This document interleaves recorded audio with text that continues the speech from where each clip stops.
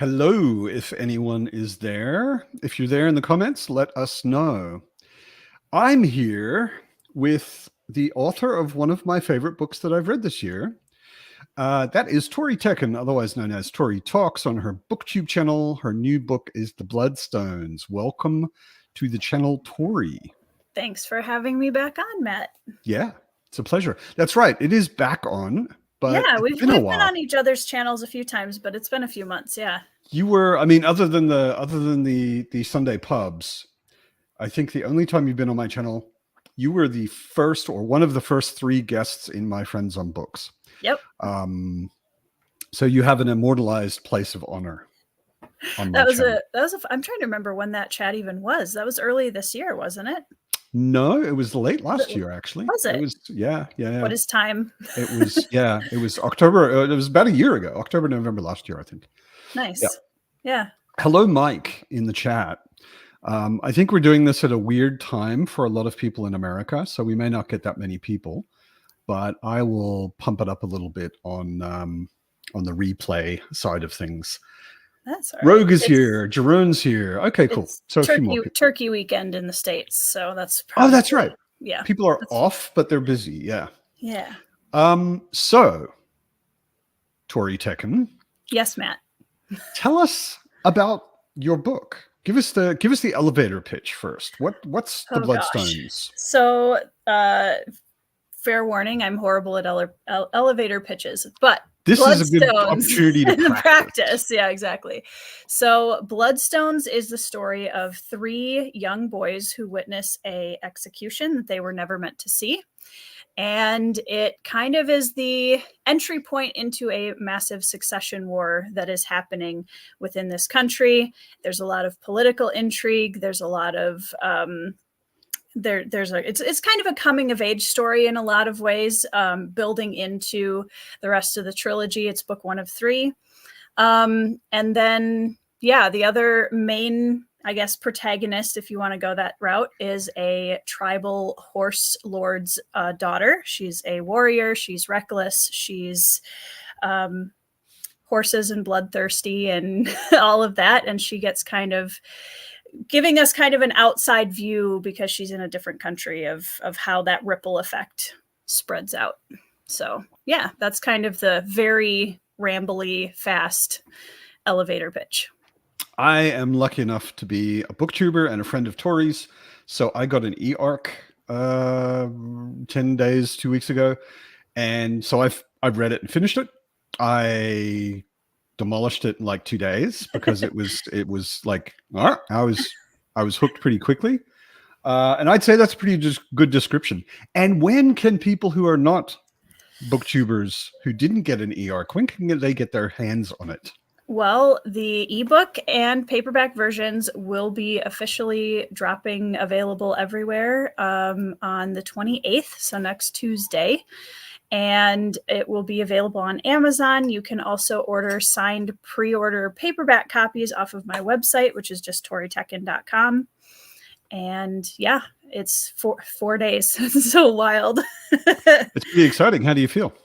Honestly, much better. A few days ago, we ran into some issues trying to get the files squared away with Amazon, and Amazon is a complete headache to work with when anything goes wrong.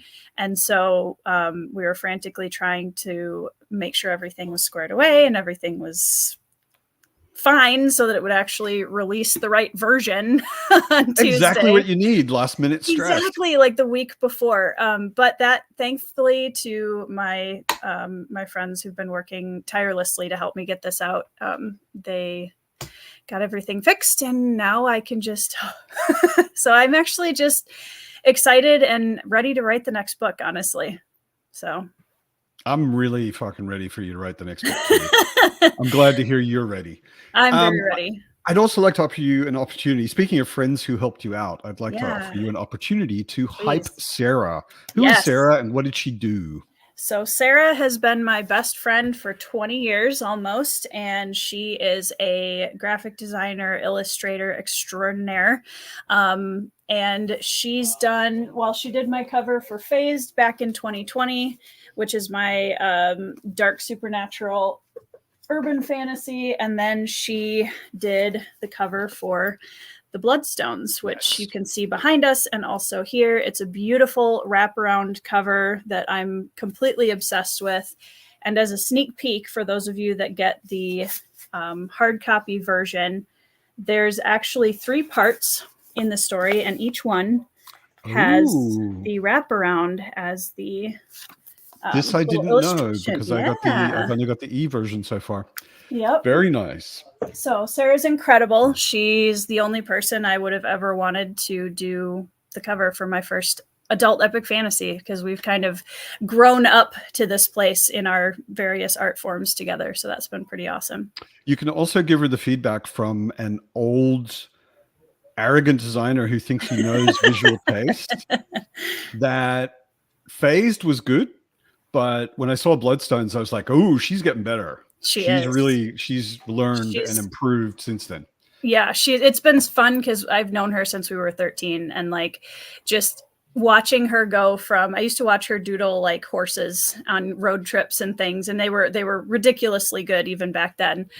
And just getting to watch that growth in her as an artist from way back then to now, and to see how much everybody's loving her artwork. And I mean, I'm thrilled with the cover. So it's been pretty awesome. Yeah. No, I was super happy when I saw it. I thought, okay, Tori's written a good book. I don't know yet, but it looks really good. Yes. And then I read it, and I was clear. Well, I mean, you've written a pretty damn good book too. We've talked about this a little bit, but your cover is your first sales pitch. Your cover, the way I've been thinking of it is, your cover is your book, up until someone starts reading it. Right. Yeah, that's a good way of looking at it. Yep. Like, it is your damn book. It's what everyone's going to see. It's what's going to make them to decide to read it or not, unless someone does a really awesome review. Yeah. Your cover is the thing. Yeah. It is your book. Yeah. I wanted to say to everybody in the chat as well, because we're kind of doing an author interview, I'm going to be focusing a lot more on Tori than I am on the chat. But I did want to ask everybody in the chat, if you have questions about the book, about Tori herself, about the cover, about anything to do with Tori and her book, put it in the chat. I will try and pay attention, and I'll catch up with it later. So one of the main things I wanted to ask you, because I've gotten like hints and bits and pieces of this, because we know each other and I've seen other people talk to you about your writing and whatever. You have what to me sounds like a pretty unique writer's journey. Yeah. How did you get where you are as a writer? Well, how many hours do you have? Just kidding. So I've always loved writing. I would say I really started with probably 6 to 8 years old. I started kind of coming up with stories and writing them down. And then I started writing poetry, and I wrote my first chapter book when I was 12. And I was homeschooled, and we look for lots of different projects and cool things to encourage our kids' specific hobbies and interests in homeschooling. And my parents were like, well, let's run a small printing of this book and we'll hand it to family and friends, and that'll be a cool homeschool project.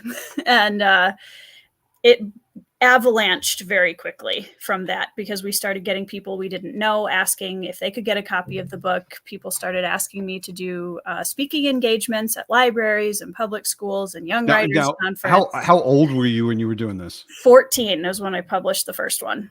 Okay. Wow. Yeah. So that's a lot to do as a 14-year-old. It was a lot. It was a lot. And there were so many amazing parts of that first writing career. And then there were a lot of things that were really, really hard, because I was thrown into a kind of a spotlight / role model position very early on. And I learned a lot of things from that, but it was also a lot of pressure. Yeah. And yeah, it was kind of a wild high school career. I'm not going to lie. I can imagine. But yeah, so that taught me a lot. I published 9 books between the ages of 14 and 19, I think. And spoke all over the US, and yeah, wow, it was pretty wild. Okay. Yeah. Very cool. And then what? College. Okay, so you went to college and you sort of stopped writing, or just because time for it, or weirdly, college takes up a lot of time and energy. It is weird. Yeah.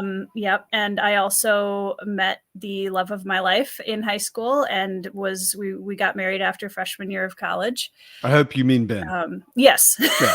Okay. Yeah, he's the only one I've had. Okay. Yeah. But yeah, we got married and we were in college, and I think I was ready for a break because it was kind of a headlong rush for 5 years of the last part of my childhood, and I was really getting stressed and a lot of anxiety around the speaking engagements and stuff more than normal. And so I think I was just ready to just be Tori, a college student, for a while. Sure. And then we had our first child senior year of college, and that put everything on pause for a few years. So I just got to be Tori, the wife and mom, for a few years, which was lovely. And then I realized that I really missed writing. Yeah. So yeah. And now you're back to it. Yes. Phased was like your first re-entry. Yeah. Adult getting into writing kind of thing. Phased I wrote in 2019. I did a National Novel Writing Month, NaNoWriMo, and wrote most of Phased in 2019's NaNoWriMo. And yeah, it was just an experiment to try to write something that I was excited about, and I'd always wanted to try writing werewolves and thought that would be a great time. And yeah, it's technically a YA. It's a pretty dark YA, so a lot of adult readers are really finding it resonates with them as well. Okay. But yeah, But I'm apparently too old for it. No. You told me the only thing you've ever told me directly personally about Phased is you probably won't like it. I wasn't sure. I don't know. Based on your reading tastes, I'm curious. I hope you love it. I think I have a copy. I will get to it. I think there's a lot there when people, if you go into it and you're like, oh, Phased, it's a dark YA supernatural fantasy. A lot of people have immediate kind of stereotypes or stigmas that come to mind with that. And I think for anybody willing to just read the story, that it changes their perception. I certainly don't have any expectation that you, of all people, wrote Sparkle Vampires. No, there are no Sparkle Vampires in Phased. Yeah. I can promise you. As long as there are no Sparkle Vampires, there's a chance I'll like it. You wouldn't catch me dead writing sparkly vampires. Yeah, I kind of. No pun intended. But you know, wouldn't catch me undead writing about sparkly vampires. Exactly. Yeah. Yeah. So I'm curious. Do you see yourself as a writer? And I mean, this is always a generalization. Yeah. It's kind of a stereotype, and I think it's the George R.R. Martin thing. Mm-hmm. I think he said it. Do you see yourself more as a gardener or an architect? Yes. Gardener. So I'm the type of writer who I usually have kind of the big emotional cinematic moments in my head when I go into a story. And then I just kind of discovery write to get there. Okay. I do have like basic outlines in my head. And if I get stuck, I'll stop and I'll try to outline the next few scenes. But for the most part, I do discovery write pretty heavily. Do you ever discovery write yourself into a corner? Oh, yeah. Where you have to back up and like, no, that all doesn't work. I'm just going to delete that and go different direction. Okay. Absolutely. And that is one of the, there's pros and cons to all different writing processes. And this one happens to be, from what I found, that, when you're discovery writing, you can get to a point where you're like, oh, hold on a second, that might not work. I need to readjust that. But that's why for me, having a writing village is so important, and other people that I can bounce ideas off of, because I found that kind of helps me avoid a lot of those pitfalls, is just talking through it before I get there. So yeah, it's a huge part of being a writer, is just discovering what process works best for you. So that is almost a perfect segue. Completely unplanned, everyone in the audience. I'm almost a perfect segue to one of the questions I actually have on my list. I've noticed, and I haven't really seen the details because it's not speaking to me. Sure. But you're very involved in the indie writing community. Mm-hmm. And you've done a lot of, I have seen those, and I thought they were pretty cool. I thought it was very cool that you were actually making the effort to be that helpful But you've done things like writer advice videos and writer motivation videos and that kind of stuff. You want to say some stuff about those? Yeah, that's definitely a direction I want to lean into more in 2024 on my channel. I'm definitely planning on doing a video probably about a month or two after the launch about what did I learn publishing my indie fantasy novel. I also want to do some tips and tricks for marketing or networking for indie authors, because that's a question I get asked about all the time. I think it's important for me because I think the community as a whole has given me so much and so much confidence and so many resources and so much support that I feel like I want to pay that forward, and I want to try to share what I'm learning with everybody else, because if you can take a shortcut, if you can offer somebody else a shortcut to skip some of the mistakes you made, I think that that's really valuable, hopefully, to authors that are starting out, or even ones that are more established and looking for new ways to shake things up. So if someone was starting writing now at whatever age, what would you want to tell them? Don't be afraid to have fun. I think a lot of people start this side where they come in, I'm going to write a book and it's going to be professional and I'm going to publish it, and all that's fine. That's all great goals to have. But I think learning to really love the craft that you're in is a huge part of keeping yourself excited about the next project and not getting burned out. So have fun. Like, I wrote a short story earlier this year. I was in the middle of Bloodstones, and Dom from Dominish Books reached out to me and asked me if I'd be in an anthology with a bunch of other indie authors. Which I backed on Kickstarter. I'm so excited. I'm so excited for everybody to read it. And I just panicked over what I was going to do. And it was such a different format that I'd written than I was in the middle of an epic fantasy novel, and now I'm supposed to write a short story, that's like 10 pages or 11 pages long.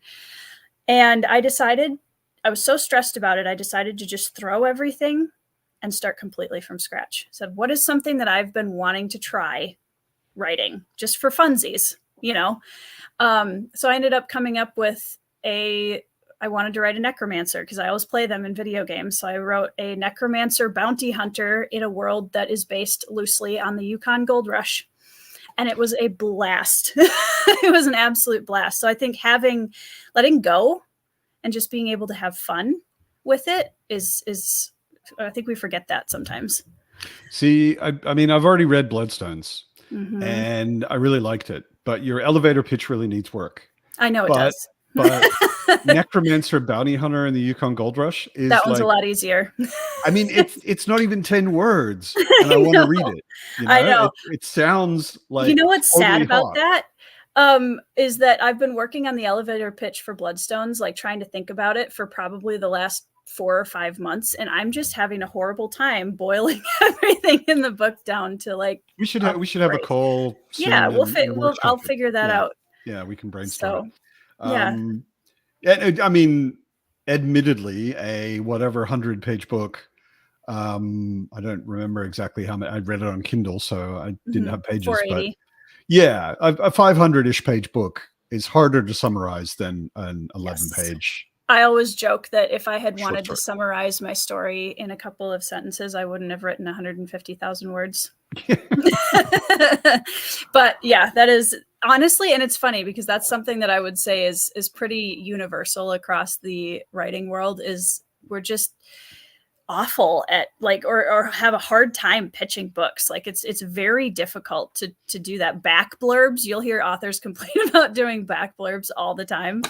It's that's it's way harder than writing the book, honestly. If you were awesome at writing short things like that, you'd probably be a primarily short story author. Yeah. So last maybe thing, at least I've got a list. I'm just sort of go for it. Relaxedly going through. Last thing maybe on you, and then we'll move on to more specifics about your book. Who would you say made you want to start writing fantasy? As Stephen in Erickson. author. Okay. That was easy. That was an easy one. Yeah, I read Erickson back in college, and a friend of mine who was much more widely read in the genre than I was, knew I wanted to get into epic fantasy more, and he handed me a mass market paperback copy of Gardens of the Moon. And he said, try this and see what you think. And I was so confused and so in awe of it at the same time, and just blown away by, I loved the way that he incorporated the history and the lore and the poetry into the epigraphs of the books. And it kind of opened my mind more to what limitless possibility there was in how you could tell a fantasy story. He's definitely not the only influence, but he definitely, I would say, has been a huge pillar of my fantasy journey as a writer. You're one of those people that for an old person like me, broke my concept about reading fantasy in that you're very into fantasy. Yep. You've read fucking Malazan, or at least part of it. Yep. You've read a fair bit of fantasy. Yeah. And the day you told me you've never read Lord of the Rings, Yep. I'm so sorry. I was really struggling with myself. Not to say something rude. Yeah. It's when you said you love how Erickson incorporated poetry into fantasy, Yeah. I just thought, you know where that comes from. Yeah. Which is funny because I think as time passes, it's not like Tolkien's going anywhere, goodness sakes. No. But the idea, I mean, he already has gone somewhere. Exactly. Yeah. Rest in peace. So moving towards just like Star Wars was kind of like the massive cultural science fiction fantasy moment for my parents' generation. And now moving in, Lord of the Rings was the films were like a huge, that same kind of response. So you kind of see this like every generation kind of has a new focal point, I think, in a lot of ways. And so for me, because Tolkien is an author that does a lot of things similarly to Erickson in the sense of just the scope and the, that makes me more excited to read him again. I just have to get past Tom Bombadil and then I'll be fine. It's funny. I'm right now rereading Lord of the Rings. Mm-hmm. Like literally right now. And I'm working on vlogs like the cool kids do these days. Yeah. And it's funny because I almost feel like I'm reading it with you, because you are the like archetypical young person who hasn't but should read Lord of the Rings for me. And I'm just constantly reading stuff and thinking, okay, that's different than the movie. I wonder what Tori would think of that. So first of all, my vlog may be interesting for you, but second of all, this reread has inspired me to do a deep dive video only about Tom Bombadil. I will watch it. I will 100% watch it. Yeah. Yeah. Well, and my husband has also read Lord of the Rings, and it's actually funny because our 10-year-old son has read them now before I have, which is sad. That is when you should read them. Exactly. And he loved them. And so my husband, Ben, is a huge fan of Tom Bombadil. So we've had long conversations without me ever having read the book. I always stop at that point because I can't get past him. Tom is, I mean, we aren't going to make this a chat about Tom Bombadil, but he's important. And I never realized, I'm picking up on a lot of things. I'm surprised in a way how deep a lot of Tolkien's writing actually is, which I never really noticed before, but I'm a lot more conscious because BookTube of what I'm reading, how I'm reading, where there are connections and foreshadowing and all of that sort of stuff. So I so can't wait to see what you think of Tolkien, and I will hold your hand through the Tom Bombadil. Well, you're also going to have to hold my hand through the rest of Malazan, so I'll just be dropping all sorts of messages in our. Well, and I think, in fairness, I'm also a big believer in the fact that the wider in fantasy that you read, the more ready for certain things you are. Like, for example, Long Price Quartet, I've used it as an example a ton this year. I wasn't ready to read that a couple of years ago and really appreciate it for what it was. So I actually think that I'm going to enjoy the trilogy of Lord of the Rings a lot more now than I would have a couple of years ago or any time before that. I keep imagining, I don't know if it's actually the case because I am not in and can't be in that position, but I imagine that reading the books has the potential to be really awesome for a big fan of the movies. Yeah. Because I keep being surprised because it's been a while since I read the books, and I keep being surprised. I'm like, oh, that wasn't in the movie. They took that out.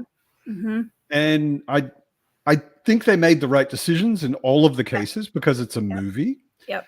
But different format. There are a lot of things that make so much more sense, or at least explained in a much deeper way in the books, of course, than in the movie. Anyway.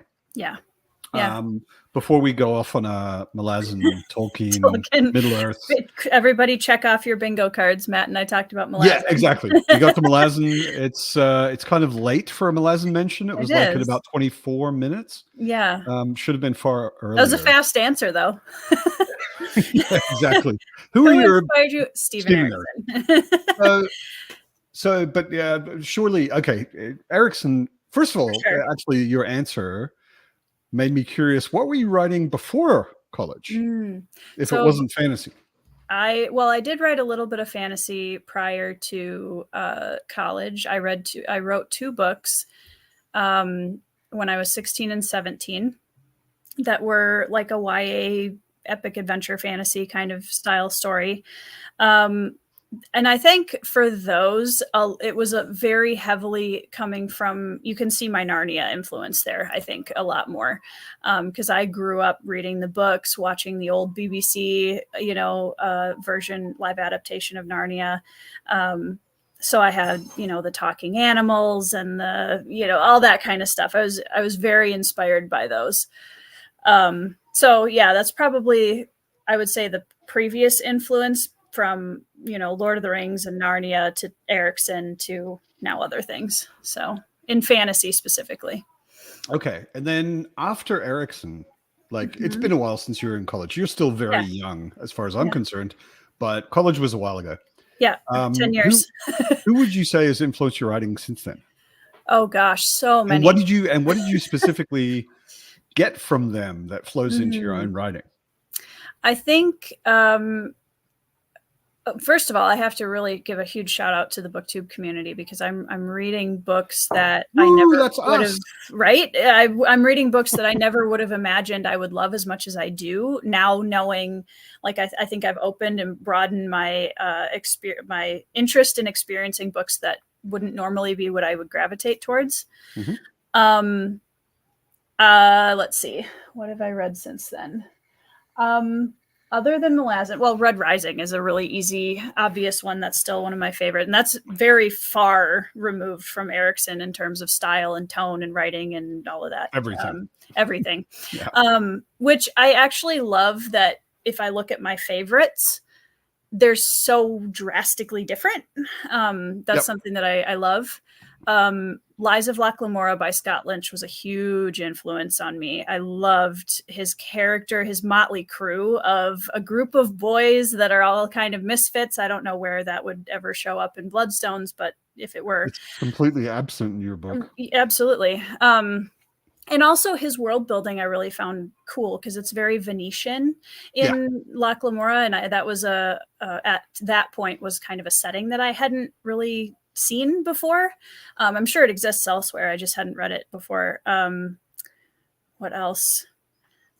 Rob Hayes, another indie author, his Mortal Techniques series I really loved, especially the third one. Just in terms of how he does battles with magic and these really interesting characters where there's a lot of folklore intertwined with really deep character moments, especially in book 3 that I loved. I have just a quick ad. I've read book 1. I haven't read book 2, but I just bought book 3 today because it is on sale Yes. right now for the Black Friday or Thanksgiving weekend or whatever you want to call it. There's a big sale of self-pub stuff. His 3rd book is in there and a bunch of other really awesome things. Mm-hmm. Anybody who's interested, go to my Twitter or Tori's Twitter. Both of us have reposted it today. Multiple times, but also latest today, a couple hours ago. Mm-hmm. And there's a link there to Tiago Abdallah's website where there's a list of all of the books with a short summary and a link to go buy them. And they're all either free or cost 99 cents. And there are a ton of actually really hot books on there. So cool. Yeah. Anyway, back to our regularly scheduled programming. Yeah. Okay, so you've read a bunch of different things that you got a bunch of different things out of since then. Yep. And they have culminated in a book called The Bloodstones. So let's get to the book. Sounds good. I love that Fitz is just kind of gargoyling behind you, by the way. that's Fitz's favorite spot. Fitz, for anyone who doesn't know, is my cat, my relatively my relatively new cat. And she is obviously named after Robin Hobb's stupidest character. And she is a she, but she doesn't mind having a male name because she's unaware of it. And it's been a love-hate thing the last couple of weeks. She's new. She moved in about 3 weeks ago, and I have been so close to yeeting her out the fucking window more than once, but she's just so damn cute. Anyway. She's very cute. Enough about my cat. Let's get to your book. Sounds good. So the Bloodstones. Yeah. Give us not the elevator pitch. Give us a sort of a gist of what's going on in the Bloodstones. So by the way, for everyone, us and everyone else who's listening, we will not be talking spoilers, of course. Right? Yes. Only a couple of people around have read it because they got e-arcs from Tori. So so give us the general idea.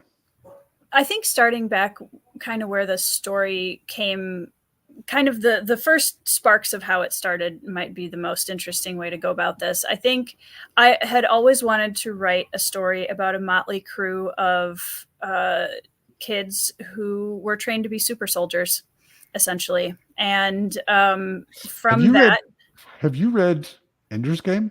Yes. Also, that is another big influence. Actually, Ender's Game, yes, but Ender's Shadow is my preference between the two. Yes. What? Yes, absolutely. What are you smoking? Team Bean all the way, all day. I may have to kick you from your own interview. I read Ender's Game and really loved it, and then I read Ender's Shadow, and Did you read Speaker for the Dead, though? No, I started it and just never finished it. You can't, I tell anybody who's going to read Ender's Game this. Ender's Game and Speaker for the Dead are one book. They're not really. They're extremely different. They're obviously two books. Yeah. But the point of Ender's Game comes in Speaker for the Dead. And if you don't read Speaker for the Dead, you've got an interesting boys in military school book. Yeah. You know? Yeah. But Speaker for the Dead is where, anyway. I'll have to go back and read it. We're getting off on a tangent again. But of the two, Ender's Shadow is my favorite. Yeah. I haven't actually read it, so it may be awesome. But why are you mad at me if you haven't even read it? Because Ender's Game is so good. I know, and Ender's Shadow is even better. Okay. I'll take your word for it. I'll put it on my TBR and I'll get to it in my next life. Right. That's how long my TBR is. I'm a Buddhist, so I've already got it planned out. Just repeat the. I'm just going to bring your TBR with you. I just need to make a way to figure out a way to make sure that my next incarnation actually gets my books. There you go. That's the difficult part. Leave it to yourself in the will. Yeah, but see, I don't know yet who I'm going to be. So anyway, so back to not Ender's Game, not my Buddhism, but you've got a military school with a bunch of boys. Yes. Being trained to be super soldiers. That was essentially the heart of the story. And I didn't want it to be one of the things that always kind of drives me nuts about coming of age training montage stories is I feel like they get a little samey after a while. And I wanted it to be really about the characters and the way that they are being trained to become the legends of this world. Because if you think back in history, we have, these war heroes all throughout history that have these larger than life, almost like deity kind of personifications in history. And at the end of the day, that started with someone who was just a child in a village somewhere, or like, where does that start and how do they make that transition from just a human being, flesh and blood human being in their life to this kind of deified figure in history? So that was kind of my inspiration for the main backbone of the trilogy and the characters, which you can sort of see behind it. I Yeah. will actually just to let me see, how do I do this? I just wanted to put up the cover so that it's very visible. Window, wait a sec. So but that's only half of it. Yes. Right? So that was where it started. Right. That's the boy side. And then there's the girl side of the book. The girl as well. side of the book came in. So in a little bit later in the book, you meet Sindri. And Sindri is the daughter of a chieftain in a tribal, there's a bunch of tribes that have all been sort of at each other for multiple generations, fighting over territory and things like that. And Sindri lives far outside the bounds of where the boys on the cover live. And her side of the story was really to show culture clash, first of all, and also how the war or politics in a certain place ripple out to the countries around them, and how people that are, a long distance away can get dragged into the machinations of something that isn't their original fight. So Sindri is very, very hot-headed warrior archetype, and she was very fun to write. And she kind of provides, I think, a good contrast to the group of boys going back and forth. So, yep. Yeah. So everyone's had a moment to bask in the splendor of this cover. It's so beautiful. Shout out full, Sarah. Yeah, totally. Shout out Sarah. This is the full wraparound. So where the text is the front, and then the spine in the back. This is, by the way, how a cover should be done. Everybody should be doing wraparounds, which are one full all the way, because they're gorgeous. And this over on the left side of the cover is the place where the boys are trained. It's the fortress at the Black Veil. Yep. And it's just a gorgeous cover. So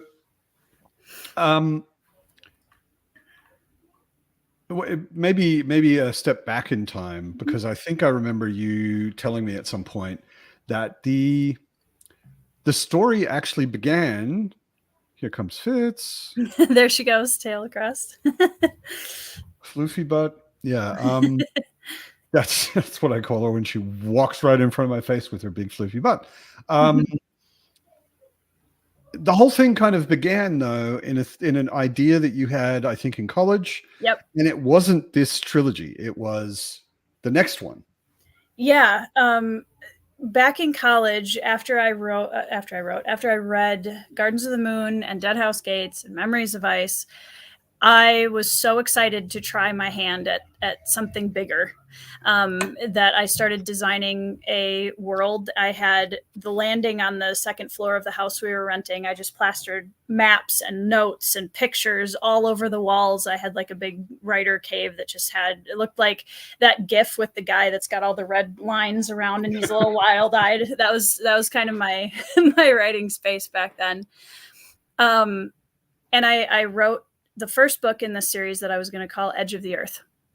And I realized after writing the first book that I didn't feel like I was ready to really tell the story that I wanted to. I didn't have enough craft under my belt yet. And so last year I decided to drag it back out because I felt like, yep, I've learned a lot. I've read a lot more widely, and I feel like I'm up to the challenge now.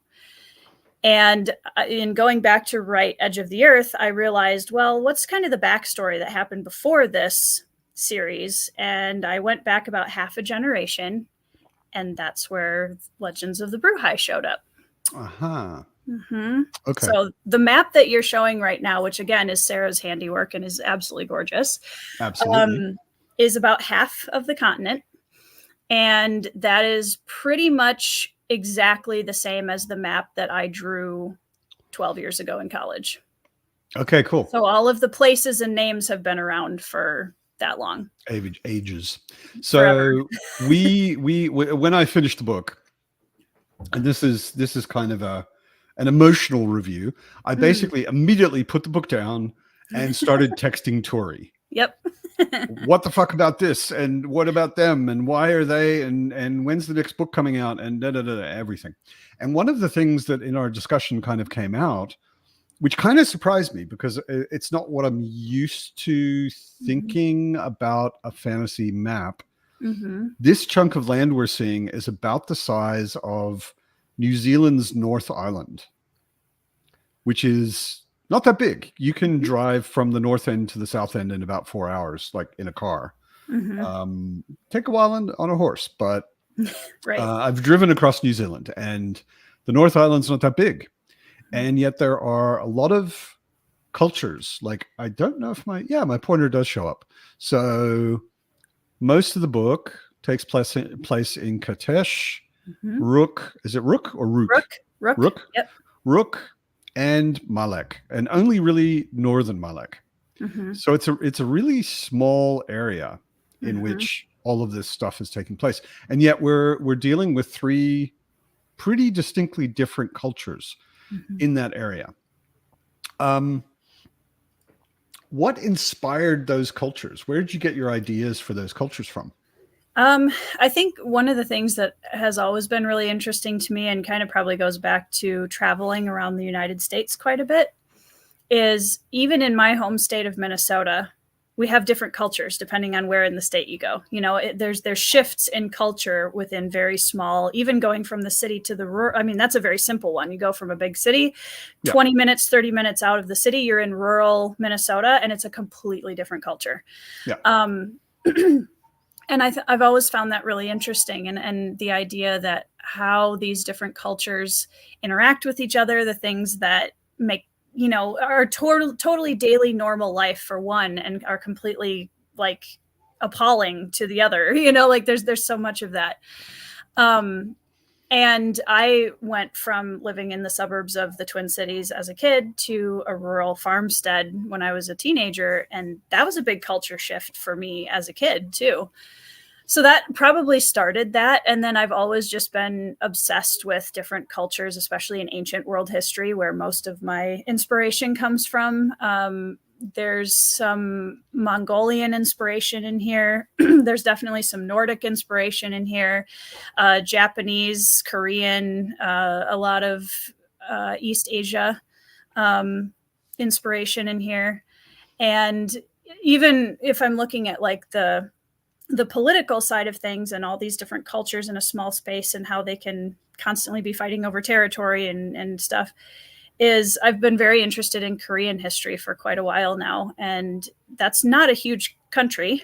And if you look back at the history of it, just the amount of different kingdoms and factions and moving and shifting and, you know, 3 kingdoms becoming 1 kingdom and how that happened and all of that is just, it's also nice because I personally am not a fan of like 500 pages of traveling.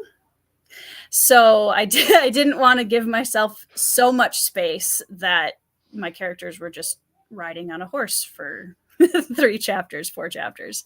So maybe you want like Tolkien after all. That part is going to be tough for me. I'm not going to lie. But and I think there's so many different cultural inspirations that I actually love how many different ones people have been guessing, because that's to me a sign that I did something right, because I don't want somebody to read the book and go, here's the one culture I can tell that this is inspired by. Yeah, it's I not. wanted I it to mean, be its own thing. Yeah. as a reading experience, it's definitely not a thing where I think I was looking for something like that, Hmm. Yeah. like where you could just sort of hang your idea of it on a hook, and Yep. say, "Oh, it's this." Yep. And I'll put up the map again. Malek, not Malek, Katesh. Yeah. To me was I kept going back and forth between it's Japanese, it's Arabic, which is really weird. Yeah. But yeah, Katesh, this area in here, Yep. um, the names, I mean, like even Katesh, it doesn't sound at all Japanese. Yep. It sound, and a lot of the names, the people's names, the place names, the things like that in Katesh sounded quite Arabic to me. Yeah. And I got a feeling that the place was kind of dry and maybe a bit dusty and whatever. And I was getting very Arabic pictures in my head. And if you know Malazan, I was getting very Seven Cities kind of pictures in my head. Yeah. But the calligraphy with a brush plays a huge role in it, and the way the clothing is described was one of the other things where I was like, sounds pretty Japanese to me. So it was a really good mix where it wasn't just she just ripped off Japan, right? Or she just ripped off this or that. Well, I'm a big believer in the fact that, for me at least, when I read fantasy, the closer I can tell it is to real life history, like it's just been lifted straight out and put into a fantasy book with different names, the harder it is for me to immerse in it. And so I didn't want this book and these cultures to feel like a representation of anything specific to our world. Like, obviously everything, history repeats itself, so like obviously there's going to be a lot of things in here that you could point to different things that have happened in history in our world, but I didn't want it to be representative of anything specific in ours.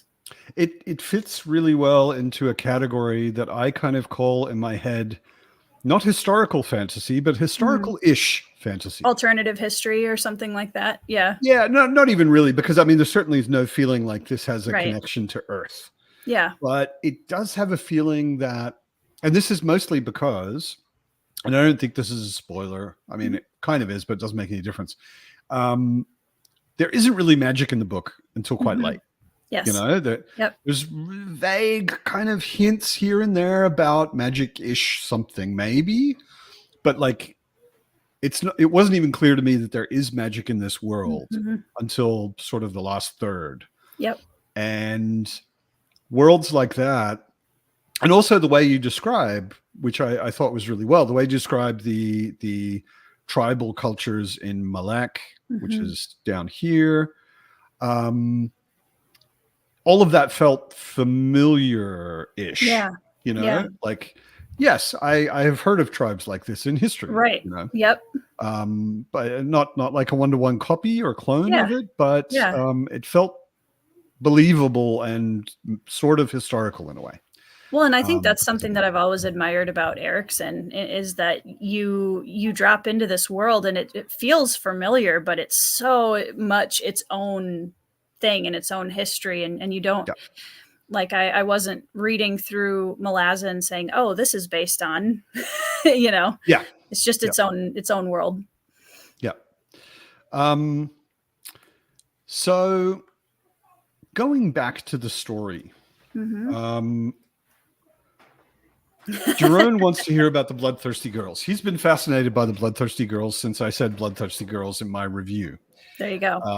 So tell us about the Bloodthirsty Girls. So Sindri and her twin sister Senna are the daughters of Nargaris, who is the tribal chieftain of the Garis tribe in Malek, and they are warriors. They go out in raiding parties quite often to lock horns, as it were, with the tribes around them.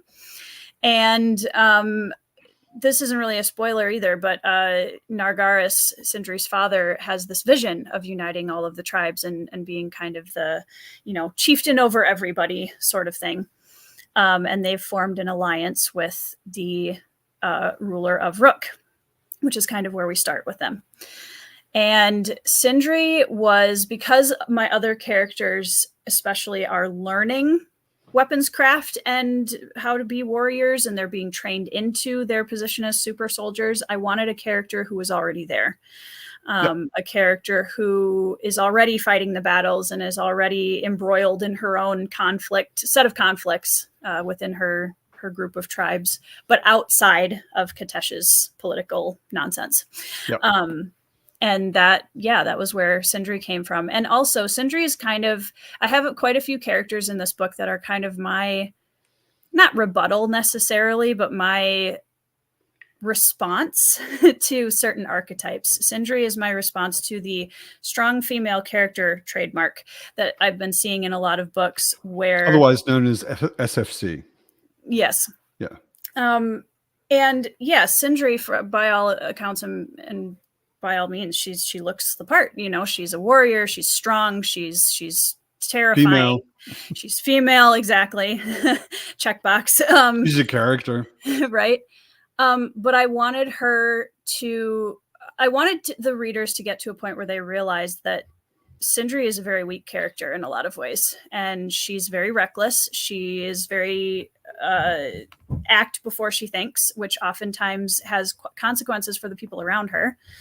And I wanted to show something a little bit more nuanced than just the typical bloodthirsty warrior woman that doesn't have any depth that I've seen in a lot of, and I think it goes, to both genders. I've read a lot of male characters like that too.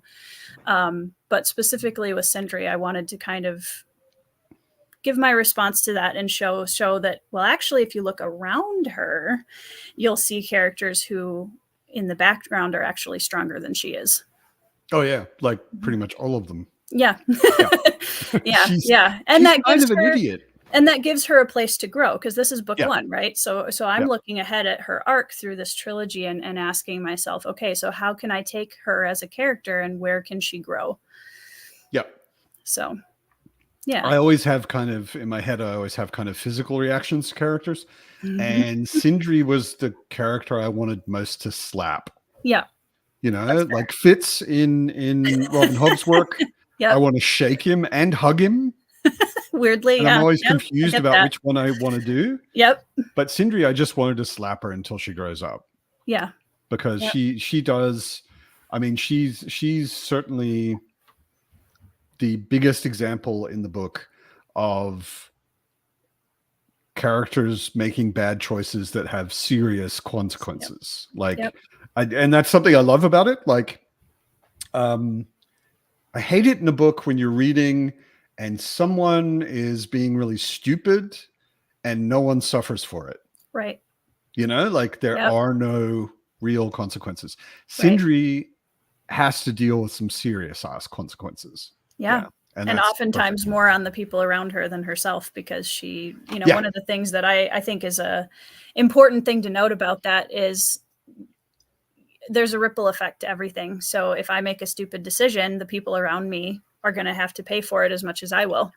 Yeah. It's never just a solo experience. So when I was recording my review, I had it sort of, I always do a very, very rough plan.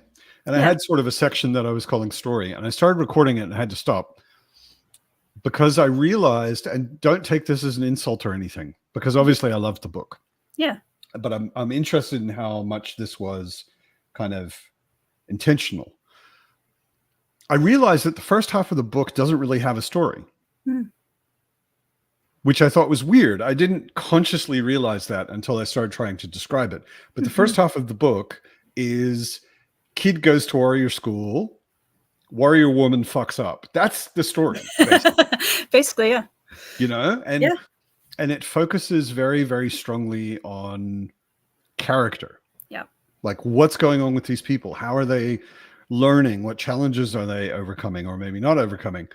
That kind of thing. I assume, of course, because I assume you're a conscious, competent writer, that was quite intentional. I think it would depend on how we're defining story. If you're talking about the traditional plot structure, Yeah, absolutely. You know, you're not getting like what you're expecting, where it's this beat and then this beat and then this beat and then, you know, I am a big believer in not holding back until the end. Like, I don't want it ever to feel like nothing really happens until book 3, you know. So I tried to pack in a lot of just the action, and there's a lot of really big emotional beats in this book. But to me, because I'm such a character focused writer and reader, the characters to me are the story more even than the plot are. Yep. The plot is. And so the thing with the beginning is it was so important to me to set up the characters that are going to be carrying the plot through the rest of the book, and for us to really understand who they are and where they've come from. So that was, to me, what the story was in the beginning. Yep. Yeah. For people who haven't read it, I think it's important and interesting to say the characters start out really young. Mm-hmm. Like Garen, who's the main kid who gets sent to the warrior secret super ninja school. He's 11 at the beginning of the book. Yep. Sindri is a bit older. So we jump forward 3 years from part 1 to part 2, and that's when we meet Sindri. Sindri is somewhere around 19 or 20 in the beginning. At that point, when we start, right. When you meet her, Yeah. So after that jump, Garen is 14. Mm-hmm. She's 5 years older-ish. Also important to say, there are 2 3-year time jumps. Yeah. There are 3 sections in the book, and each section there's a 3-year time jump in between. Yeah.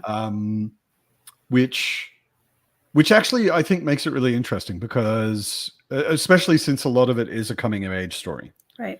Yeah, you've got this kid at the beginning. Garen is kind of nobody. I didn't really have much of a feeling for him as a personality. Mm-hmm. And you see it develop. 11. Yeah, exactly. Yeah, he's 11. Yeah. I mean, he's almost tabula rasa. So he gets to be 14, and you're like, oh, okay, for a 14-year-old, he's really seen some shit. Yeah. And then another 3-year time jump, and he's 17. Yep. And you're like, oh yeah, okay, he's really seen more shit. Yeah. So was that always kind of how you wanted to structure it? I think there were a couple of things that really made that the right decision for this story. First of all, originally when I started the book, the entire story was in chronological, like no time jumps, and it was only told from Garen's point of view. Okay, and I got through chapter 3. Been very different. It would have been a very different book, and in my opinion, it would not have been the book I wanted to write. Yep. Because while Garen is the central figure in a lot of ways of the story, I realized that the world and the story that I'm telling is so much bigger than just him. And so I got to the end of chapter 3, and I tried a couple of other points of view to see who I thought would be a good fit. And the first one that came out was an easy one, because we have Garen, who's this 11-year-old boy who doesn't know anything. Like he's got a very small view of the world still. Yeah. And then to contrast him, because I'm a big believer in parallels and contrasts when you're working with characters. Right. To contrast Garen, I introduced Master Lowy, who is the scholar who is teaching Garen at the beginning of the book, and he knows all the things, So it was kind of an easy contrast of, okay, I need this world to be a lot bigger. I need to introduce a character that can tell us a lot more about what's going on than Garen can. And Master Lowy was a very easy decision for that. Anybody who hasn't read the books or is reading it at the moment, like Dan says, it will tell you a lot about Master Lowy. I said I have physical reactions to characters. Master Lowy is at the top of my deserves a punch in the throat list. Like multiple punches in the throat. Like he's the interesting thing though, and this was it felt like sort of a not necessarily a big overarching theme, but a theme in the characters themselves. I felt like you were constantly making me wonder about why he's doing the things he's doing. Like I'm looking at what he's doing and I want to punch him in the throat. Yeah. But I also continually had to ask myself, is he doing it for a really good reason though? Yeah. And I didn't really have an answer. And this made me hate you in a similar way to the way I hate Steven Erickson.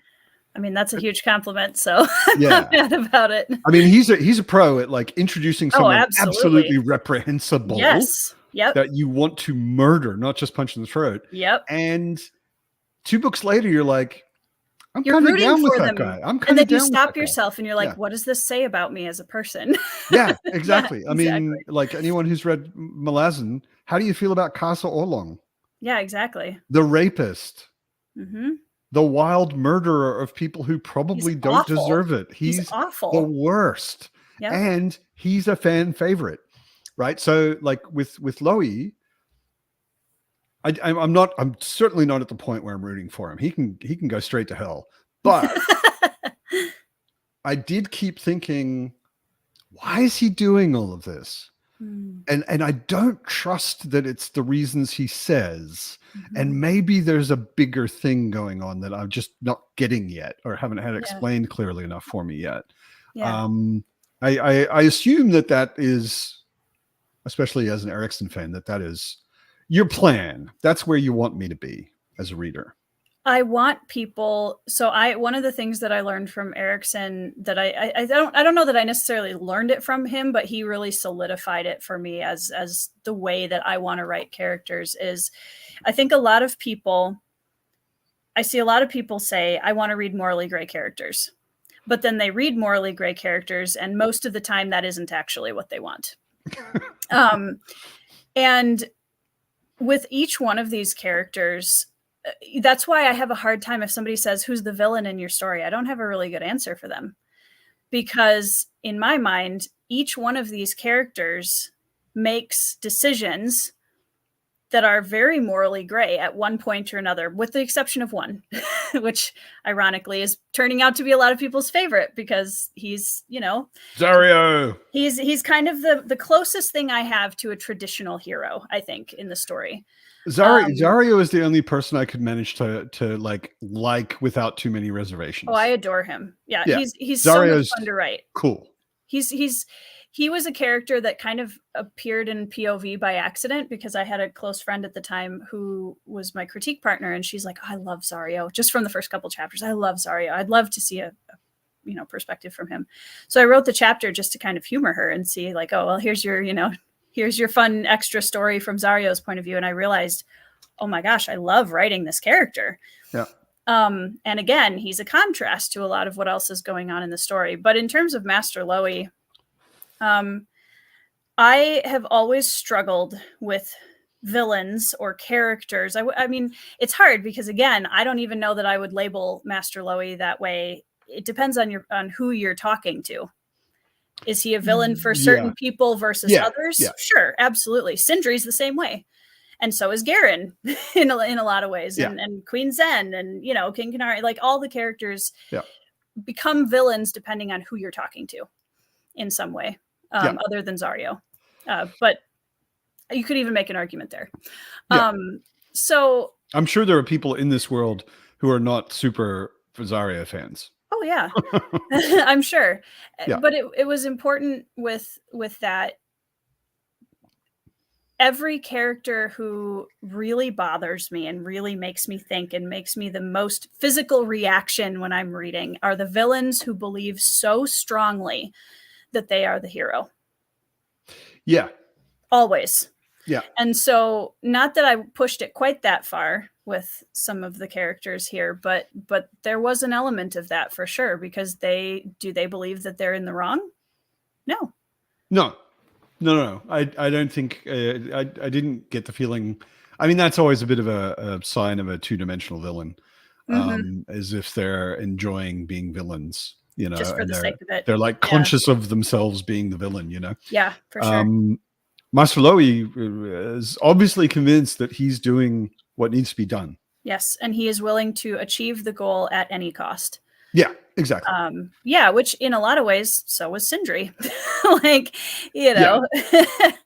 So I think it's an interesting way to play with characters and to pull yourself away from black and white and just saying, this is exactly what this character is all the time. Yeah. So yeah, it's fun. It's fun to play with that. I have a question from Andrew, which is a silly question, but Okay. it kind of relates to a more serious question that I have. Okay. Which character would you say has the most Tori in them? Oh man. I think more in this story, much more in Phased, it's very obvious. There's a character you will meet, and in 5 minutes you'll know that she's me. She's based on me. Their name's Tori, right? No, not Oh, okay. Val. But in Bloodstones, I feel like I kind of there's pieces of me in a lot of these characters, as I think that's the case for any author. You put little bits and pieces of yourself in every part of your story. But Sindri is definitely dipping into, I'm a redhead and I had a very strong temper. I still do, but I've learned how to temper it more now. And so I was dipping back into late high school age when I was just very instinctual about how I reacted to things. Right. And Sindri was very easy to write in that capacity because of that. I think Garen speaks more to who you become as an adult when you're a child carrying trauma, and why, how that starts at a very early age and forms in a lot of ways the person you become as an adult. Yeah. And how does that change you? And how does that, to me, it was important for Garen not to be, he's not a YA protagonist. He's not, he was always a young kid in an adult fantasy world. And that was important for me to make sure that it stayed at that level. Zario, I think, is the person I often wish I could be more. I think Zario is the person a lot of us wish we could be. Yeah. And there's, despite the fact that he's a soldier and he's like, was kind of born with a spear in his hand, so to speak, he still has this, there's a really special kind of pureness in him that I think is really important. He's the only character, I think. Yeah. He's the only character where I left the book thinking he's got integrity. Like he has principles that he believes in strongly, and he does everything he can to just follow those principles. Right. And for him, it's like being honorable and, that kind of stuff.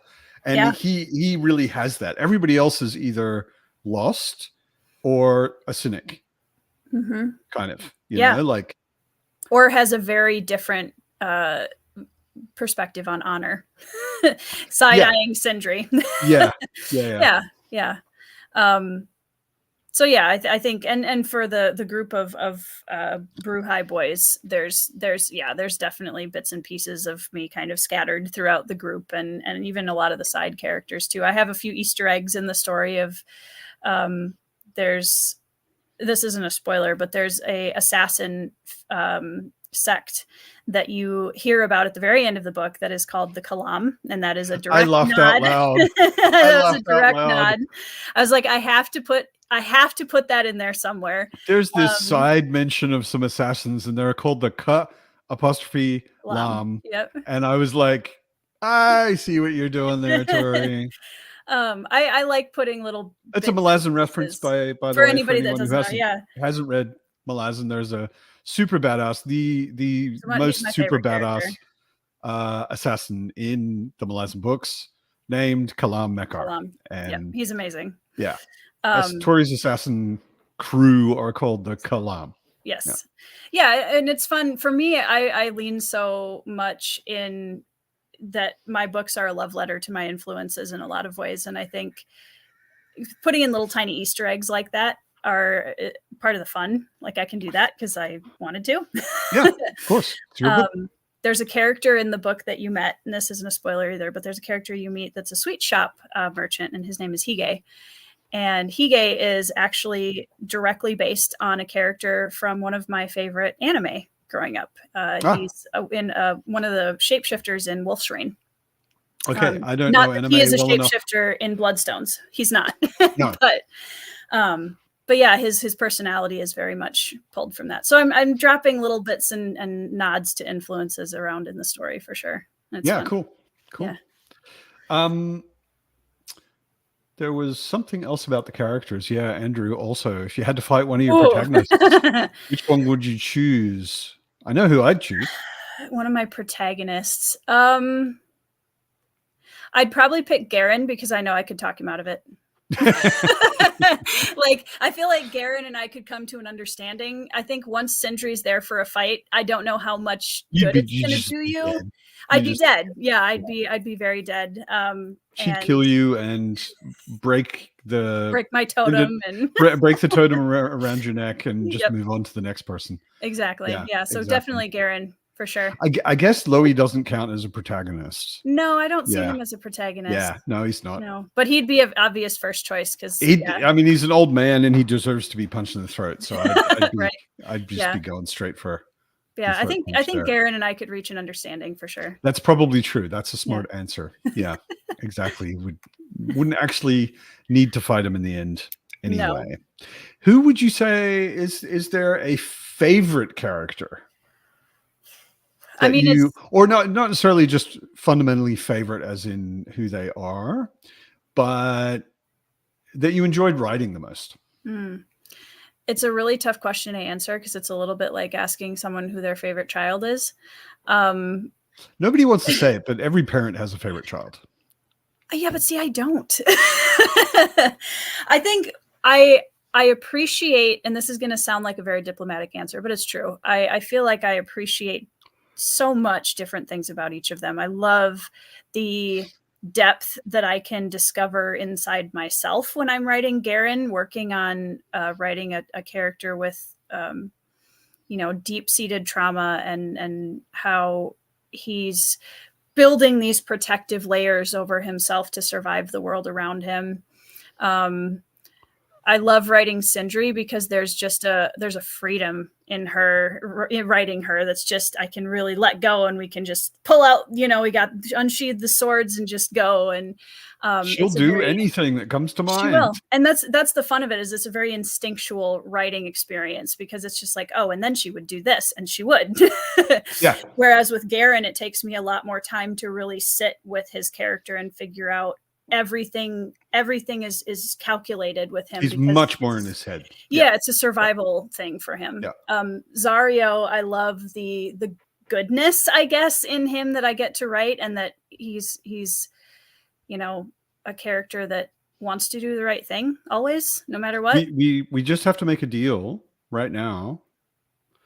You can kill anyone you want, but not Zario. I'm serious. Neither confirm nor deny anything at this point. I'm fucking serious. What's funny is I've had multiple characters already that I've been threatened about in this story with people that are very adamant that certain characters survive to the end of the trilogy, and I can't, I don't want to. That actually brings up another question, which I think I've asked you in text, but I think it's interesting. How far do you know? Like, you're writing a trilogy, which is followed by a trilogy. Theoretically, yeah.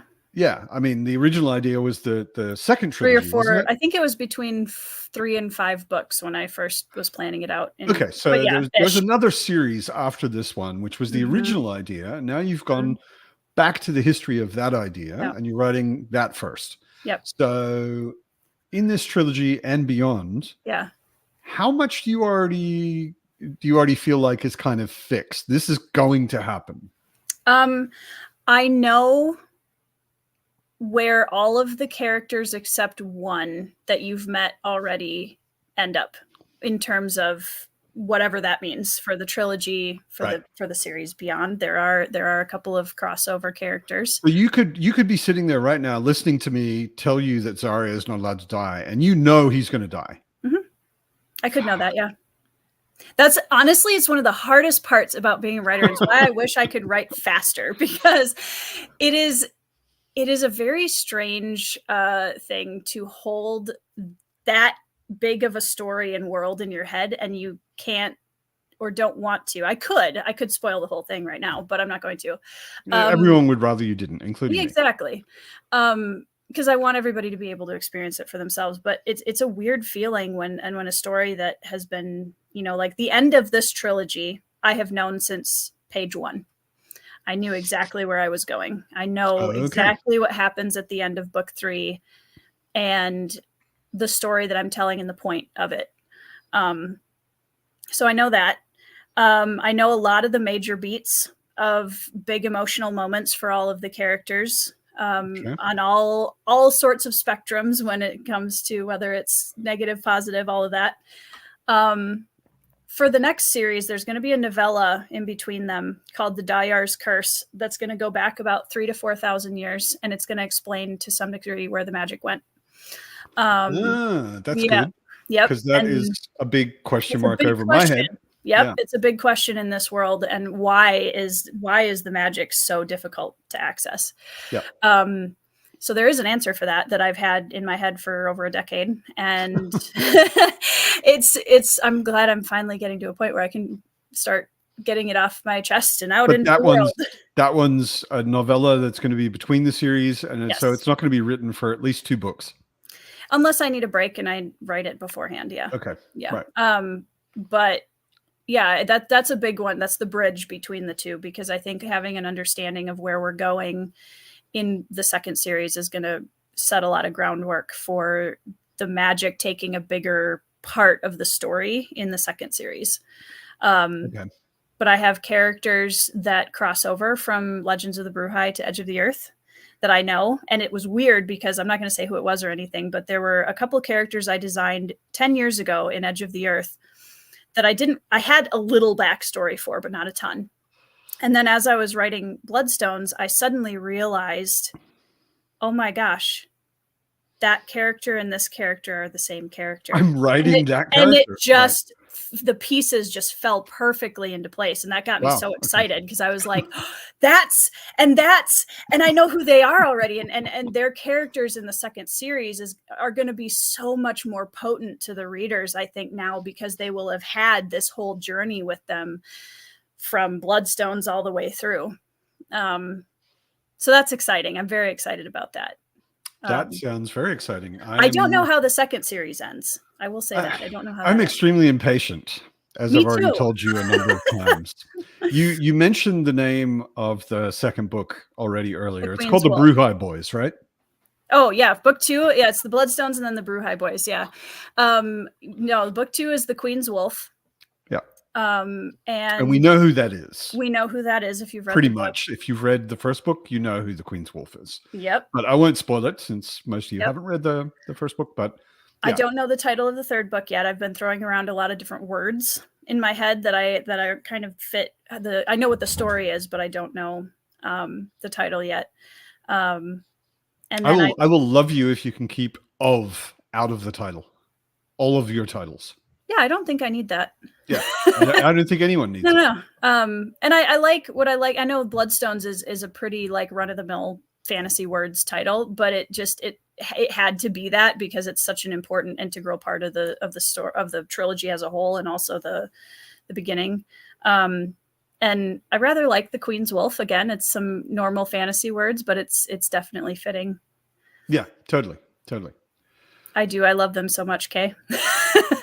I don't think she meant you, to be honest. I think she was reacting to me. Oh, to the readers? Yeah, exactly. Yeah. There are people who have read it who are like, I think she was reacting to me saying, "You're dead if you kill Zarya," you know? I love how strongly people are reacting to these characters already. It's really rewarding after spending 12 years on this world and these, to know that, and the blood, sweat, and tears that happened in writing Bloodstones, because there were days when I was like, I can't write this. I don't know if I can do this. And every writer goes through those days. But yeah, it's been funny. Even Kay, who I love her so much. Everybody go subscribe to Kay's channel if you haven't already. Absolutely. Usually our conversations are very, calm and relaxed, because Kay is very calm and relaxed.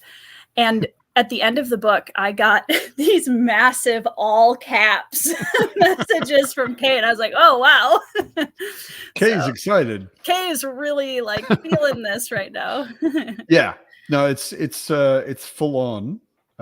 It's a book. To be honest, my journey with the book was complicated in some ways, because we're good friends. Mm-hmm. And when a good friend of yours writes a book, it's tough. Well, it's especially tough if you're someone that spends all your free time reviewing books, Yes. right? And if you've stated many times that you don't review books you don't like. Mm-hmm. So if anybody who's a friend of mine gives me their book and they don't see a review, they know what I think of it. Mm-hmm. They don't have to hear me say what I think of it, but right. they pretty much know what I think of it. And it's always a little nervous. The first time this happened was with Philip Chase. Yep. Herr Professor Dr. Fantasie. Yep. And he wrote a book. And I was like, of course I'm going to buy it immediately and I'm going to read it. And I read it and I was really nervous. Because I was like, damn, what happens to like our friendship if I don't really like this? Right, you know? right. Yeah. That's going to be really uncomfortable. Luckily, I liked it. Yours, when I started reading it, the first couple of chapters, I was like, yeah, I don't know. I wasn't really that hooked. But I think after, and this is pretty much the inciting incident, so it's not really a spoiler, happens in chapter 2, Garen gets spirited away to Super Ninja School. It's not called Super Ninja School. But he gets spirited away. And then after that, I was like, okay, what happens next? Okay, what happens next? And then I was really in. And I was so happy. And now, I mean, I was so happy that like I could talk to you about how awesome your book is and not avoid talking to you about how much I didn't like your book. Yeah. You know? And since then, I've just been a cheerleader, right? I'm really totally Team Tori Tecken, Triple T. I am there was another question. Let me just get back to these. It was a good question from Kay, who we were just talking about. Theme or trope you haven't explored but would like to in the future? Oh man, that's a really good question. Isn't it? What is something I want to write in the future? I mean, trying to think of something I haven't started already, because the Necromancer Bounty Hunter story I'm going to turn into a series because I loved writing it. And that was one that I'd always kind of held back from. But I always play Necromancer characters in video games when I can. Always. Just quickly as an aside, Jordan, you know, Jordan's channel. Yeah. Jordan said something in a review once. It was Gideon the Ninth. And like she started talking about it and I was like, this sounds like totally not my thing. And then she said one phrase, lesbian necromancers in space. And I was like, I'm in. Give me this book. Lesbian necromancers in space sounds awesome. Yeah. So yeah, I look forward to your Necromancer Bounty Hunter in the Yukon Gold Rush books. Yeah. I think that's one. I themes, I don't know. I do delve into a lot of really dark, deeper human themes in my books. I mean, Phased wasn't any different than that. I would actually like to attempt writing like a cozy adventure story someday. I don't know that I'll ever get to that point because that's just not who I am as a person right now. Just as a tip, that does not belong in Legends of the Bruhai. No, it doesn't. No. Absolutely not. But what's kind of funny about that is that the Necromancer Bounty Hunter story that I wrote for the anthology was actually originally meant to be a cozy fantasy. And that was my attempt. Necromancer Bounty Hunter sounds totally cozy. I know. Which it's funny because the first couple pages, I think you can see like where I could have gone with that, you know, might have been a little bit lighter, but it's me. Like I can't, I don't know. It's just to zoom out from that question and zoom out from the story of Bloodstones, what would you say are the themes that you're dealing with already in Bloodstones? Oh gosh, themes of identity. How long can you suppress who you are before you start coming apart at the seams? That's a big theme in the trilogy. Culture clash is another big theme, I think, and the different definitions of honor and loyalty. Brotherhood, found family bonds are a huge theme for me always. Yeah, I mean, I think those are some of the big ones. Also, what it means to kind of leave behind the average human being that you are and take on the role of ruling a nation, because you have to become something else. Yep. In a lot of ways to do that. And I think that I have a couple of monarchs in this story that really lean into that theme. Yep. So those are some of the big ones, I think. Have you, totally off topic but related, have you seen the movie, Chinese movie, I believe, or maybe it's Korean, Hero? Yes. Oh, mm-hmm. So speaking of monarchs that have to do what they have to do. So good. Yeah. Anybody who hasn't seen Hero, do you know, is it Chinese? It's Chinese, yeah. Yeah, it's a Chinese movie. They're speaking Mandarin in it, so I would assume that. Yeah, it's been a long time since I saw it, but it left an indelible impression. I just especially watched visually. It middle it's like of this year. The most stunning movie visually. Yeah. But it also has a lot to say about that. Yeah. What does a king have to do? Yeah. You know. Well, and I think what I loved about that film too was, and I've seen like a lot of other Asian martial arts films that I just absolutely love too. But the symbolism, I think, is something that I always really love about those. And this was kind of a side cool, like little Easter egg thing. But the languages that I designed in part for Legends of the Bruhai have specific rules, and like I'm trying really hard to make sure that it all makes sense. But Garen's name is a combination of two words in the Kateshi language that essentially translate to strong sword. And I wanted that so his name actually was specific to, I wanted a symbol there for him that was something that kind of is explored for him as a theme through the trilogy. But yeah, I would also, I mean, certainly from my reading experience, and it looks pretty intentional as well. One of the big themes for me that you didn't mention, which I really loved, I love found family. I think most fantasy fans love found family. Yeah. It's very standard. The Fellowship of the Ring is a found family, and absolutely, you know, everybody else pretty much in most fantasy books is a found family. The big thing that was contrasted for me in your book versus most fantasy books is there was a lot of actual family. You know, it wasn't only we've got a group of people and they become a family and we don't, and they're all orphans, and they're all just sort of random wanderers who found each other. No, Garen and Zario, to start with, are brothers. Zario's the oldest brother. Garen's the youngest brother. Sindri, pretty much all of the messy shit that she has to deal with is family shit. And there's some really serious stuff happening, and it's pretty much all family. Tribe, but also her direct family. Yep. There's a lot of actual family shit, not just found family shit going on in this book, which is very, very cool. It's like there are a number of people growing out of their families. Yep. Which is pretty, it's just like a human experience. Relatable. You get to a certain age and you're not as much part of your family as you used to be. And then they're finding new places to belong. Which is pretty cool. That was a challenge that I set for myself, because I think there's, fantasy has this reputation that everybody's an orphan and their parents got killed, and which is still true.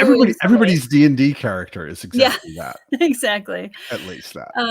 And so I thought, I wanted to challenge myself into, well, what would happen if some of these characters were still in the picture, and how does that change the dynamic, and what, how do you contrast then the biological family with the found family and all that kind of stuff. So yeah.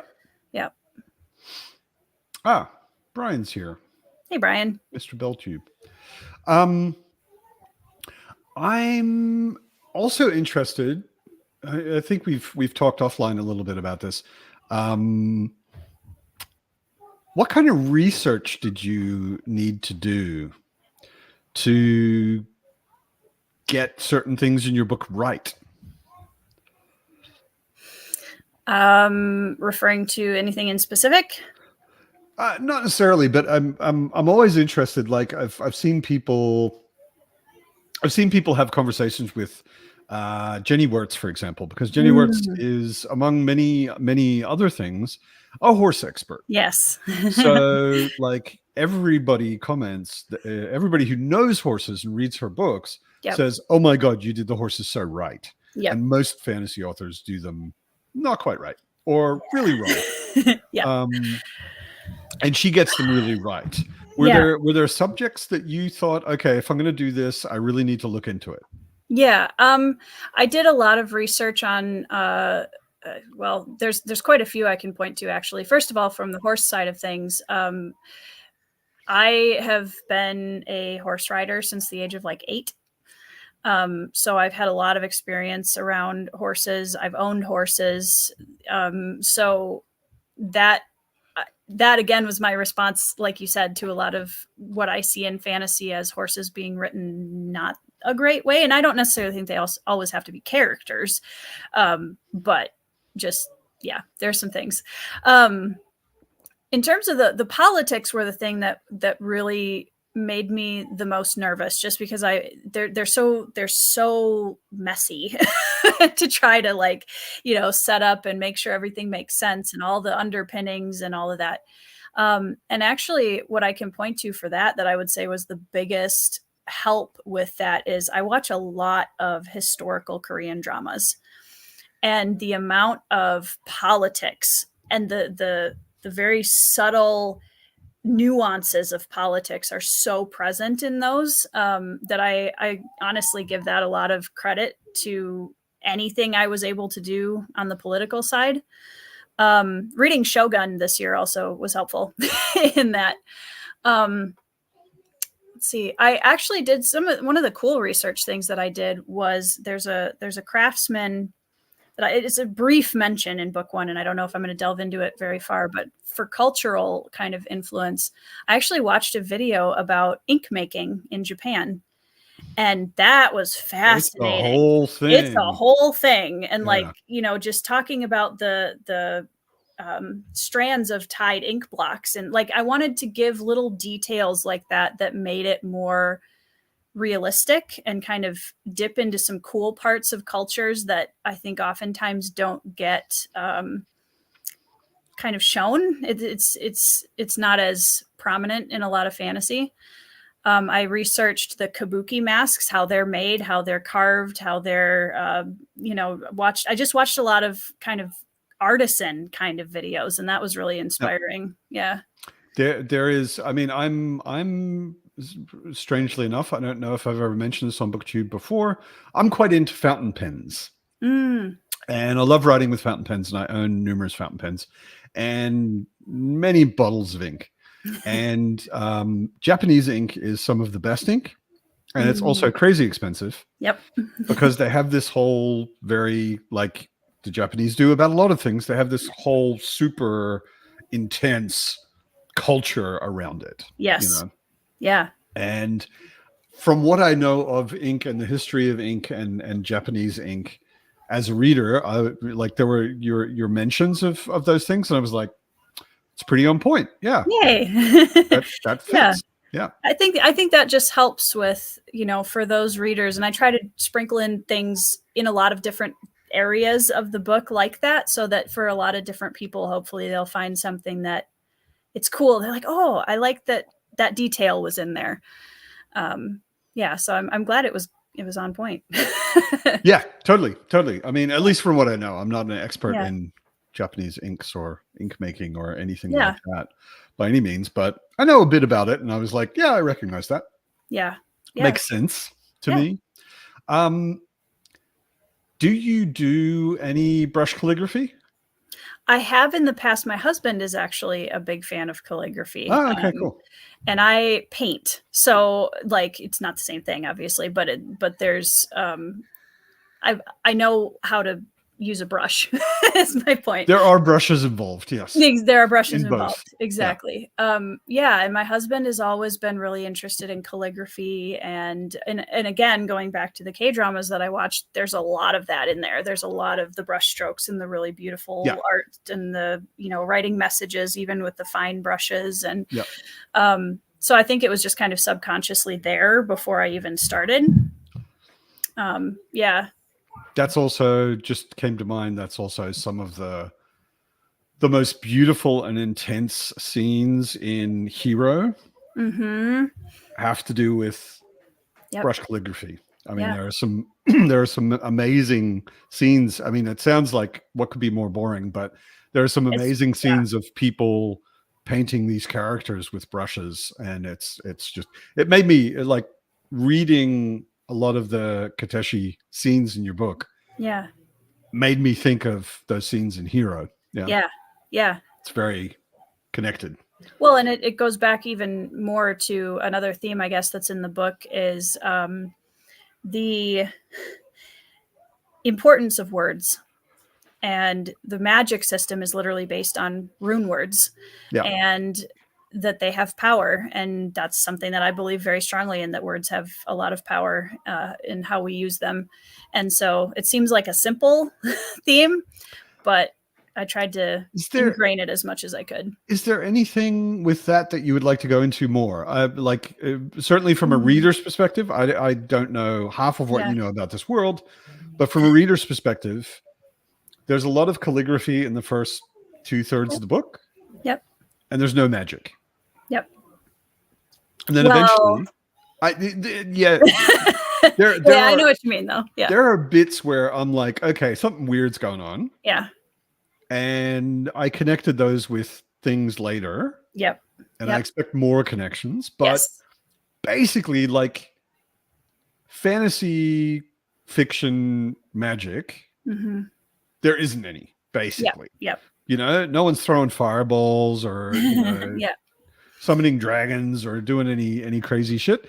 But then it becomes clear over time, and again, this isn't really a spoiler, it becomes clear over time that magic is somehow connected to the calligraphy or the words. Yes.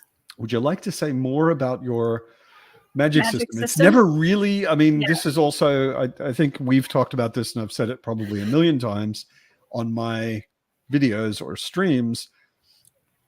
I hate Sando magic. You know, personally, I just despise someone throwing a book on a table for me and saying, here's how everything works. If I want that, I will play D&D. I have those books. They explain exactly how magic works. They have to, otherwise they can't play the game. But in a book, I want magic to be magical. Right. Mysterious. Weird. Not completely understood by me or probably the characters themselves. And it feels like you're definitely going in that kind of a direction. Yeah, and I think that's something that hopefully you'll find satisfying in the series as a whole, is that a big theme that I think I'm going to play with is when you're using something you don't fully understand, and the consequences of that, and how, you know. So the magic system in Legends of the Bruhai, Edge of the Earth, has always been. I don't always love reading books. I think it can be done well, but I really get tired of the all out, like just massive mage battles where we're just chucking these super bloated magic users at each other. And I think it takes away from it overshadows the characters in a lot of ways, I think. Unless it's Malazan. Unless it's Malazan. But even there's a lot of subtlety to the magic system, which I appreciate. And I think that's what I was going for here as well, is, you know, this Master Lowy is this very well traveled and very deeply academic scholar who probably knows more than anybody else at this point in a lot of ways what the magic system is and what it can be used for. And he's like a complete child with what the magic system actually is. And I love playing with that. I love the idea that, magic should be magic in the sense that it's much more powerful and big than you can understand, and you can try to use it, but don't, you know, because it might turn around and use you. And that was a gorgeous, by the way, like from a reader's perspective, that was a gorgeous bait and switch, because he comes in early in the book, and like my fantasy reading mind just automatically goes, well, if anyone's going to understand fucking magic, it's going to be him. He's basically a wizard, isn't he? Lowy is my twist on a traditional wizard mentor character. Yeah. Yeah. He's not nice, he's not helpful, and he can't do magic. Yeah. Mostly, sort of. Mostly, yeah. Yeah. Which is, yeah. and like, without going into too many spoilers, just in terms of the magic system, I was very inspired by Okay, kind of no, we are not. we're not. Just I to promise. clarify, There's we're nothing not. crazy spoiler in that. No, nothing at all. I think the two main sources of inspiration I can point to for my magic system was I was always very intrigued by the idea of the deep magic in Narnia, something that was like in the earth, which you'll see very well represented, I think, at least in terms of inspiration and how I approached Bloodstones. And there's actually a verse in the Bible very early on where it talks about the rocks crying out for Cain's blood. There's a story about that I've always thought that verse is really interesting. And so kind of bringing those two things together and being like, okay, what is this like? I want this to be very earth-based magic, but I want to do it in a way that I haven't seen done as much before, and kind of bring in some, like, memory is a big theme in the magic system, which will become more and more apparent. So yeah, there's a lot of things I'm playing with there, and I don't ever intend to explain it with a textbook, because I think that would take away from the awe and ancient kind of feel of it. So I don't know if that answers your question, but I think it does. Yeah. bits and No, pieces, yeah. I'm very curious. I mean, I hate Sando magic, but on the other hand, I want to understand everything. Right. Yeah. Yep. And of course, I love the tension between, no, I'm not going to give you everything. Right. And me thinking, yeah, but I want everything. I don't really want everything, but I want everything, you know? Yeah. You want to trust that I will give you the appropriate amount of information. Yeah, exactly. And I want it now, but I don't. I mean, I'll wait. It's Reader fine. things. Yeah, exactly. Readers are complicated.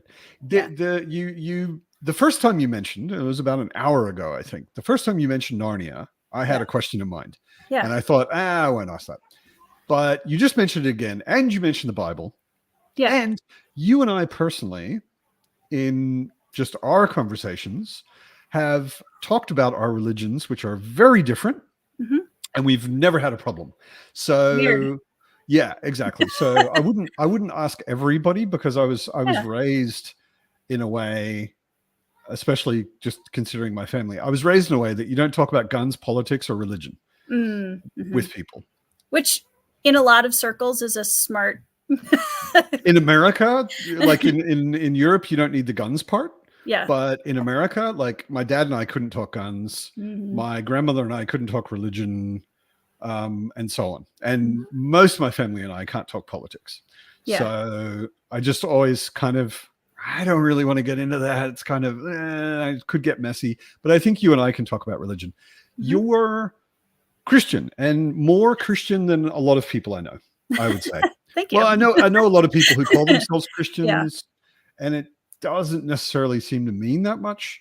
And they don't necessarily go to church very regularly, and they couldn't tell you much about the Bible, and they're not always very nice people, which should be the minimum, I think, you get out of Christianity, is don't be a dick.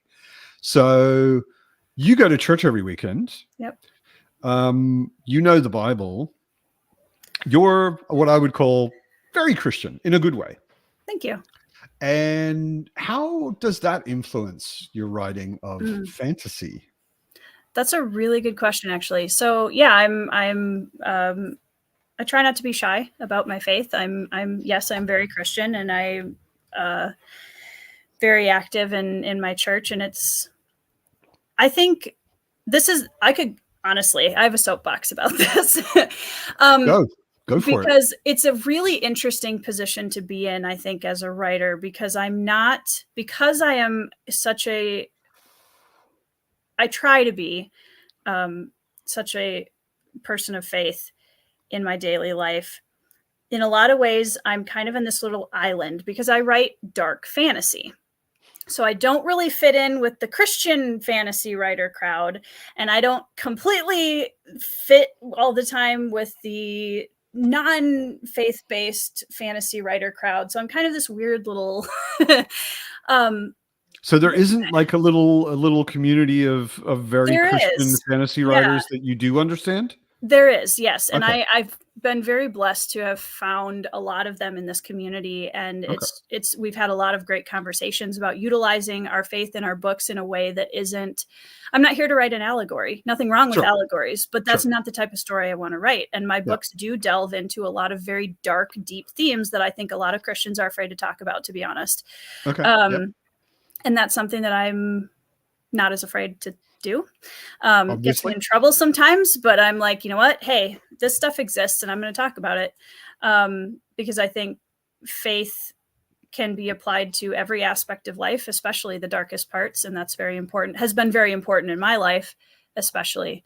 But I think your worldview and your beliefs are going to affect what you write subconsciously, no matter what you do. But to me, the reason why fantasy is such an amazing gift is I think that from my perspective and my belief system, when God created the world, he was literally building a world and putting people in it and like designing all the bits and pieces. And to me, that's the closest mimicry, I guess, of creation that we can achieve is writing fantasy. Because we're making a little world and we're putting people in it and designing all the things. So I think that's a really cool aspect of it that a lot of Christians don't appreciate, I guess is the word I would use for that. Okay. So yeah, I don't know if that really answers that question, but it does. It raises more questions, which is interesting. I wonder then, is your I mean, there are a lot of different ways. I'm really interested in theology. I'm a Buddhist. I've been a Buddhist for, I guess, almost 30 years now. So we believe very different things, but I know some things about what a lot of different Christian directions might believe.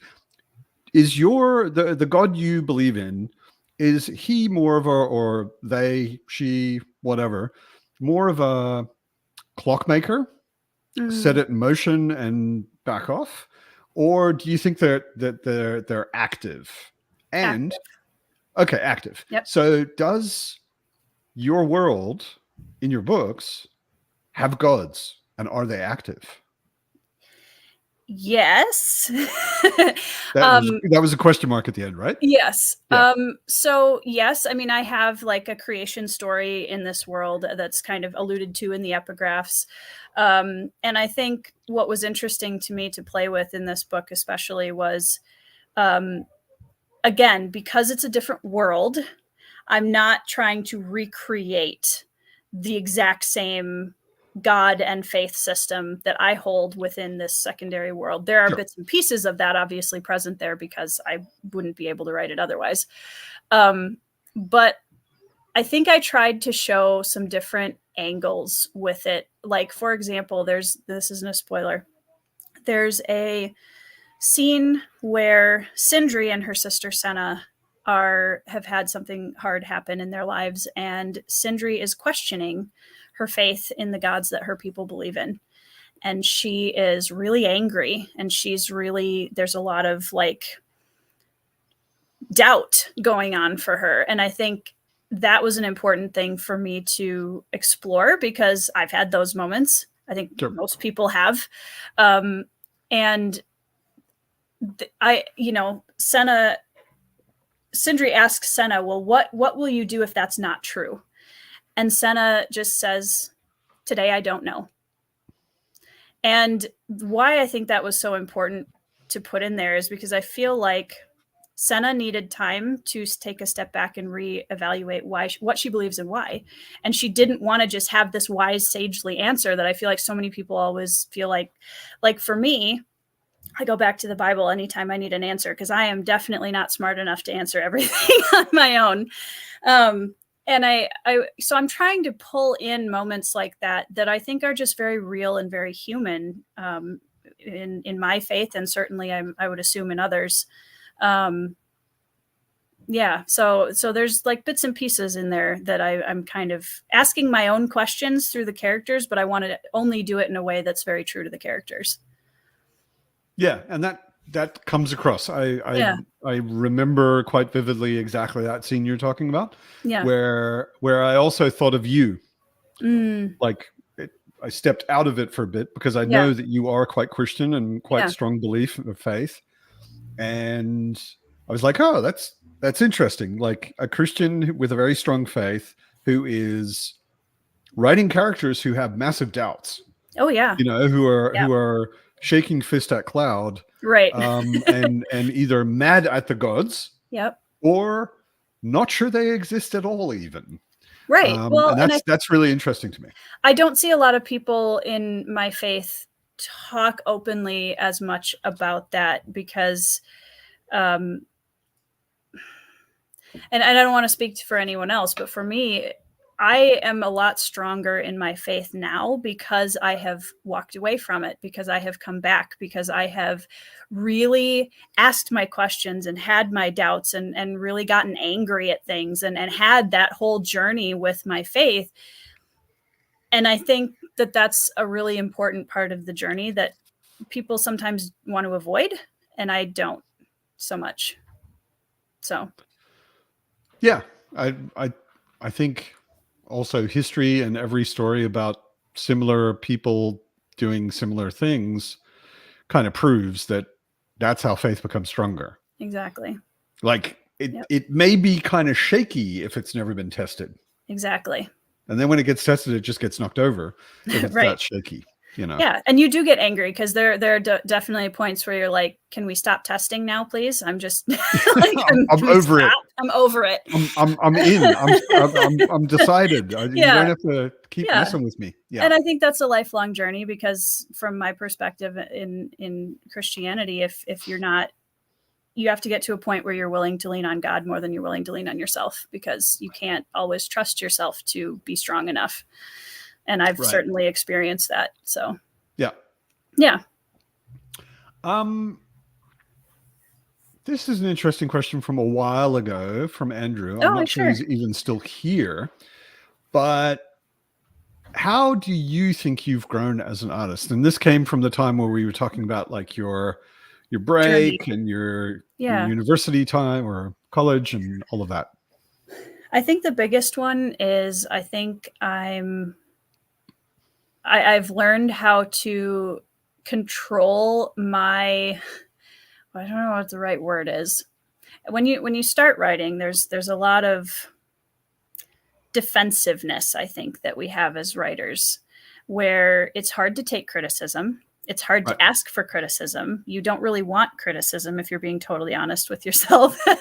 and I went through that period. I feel like I just had a head start and went through a lot of that a lot earlier because I was writing when I was very young. Yeah. And my openness in wanting feedback, and I'm not going to be, I'm not going to sit here and say that criticism doesn't still hurt sometimes, because it does. Of course. But it's important, and I look at it as a way to grow and say, oh, okay, so how can I discern whether is this helpful, is this not helpful, how can I utilize this, how can I grow and do better on my next book.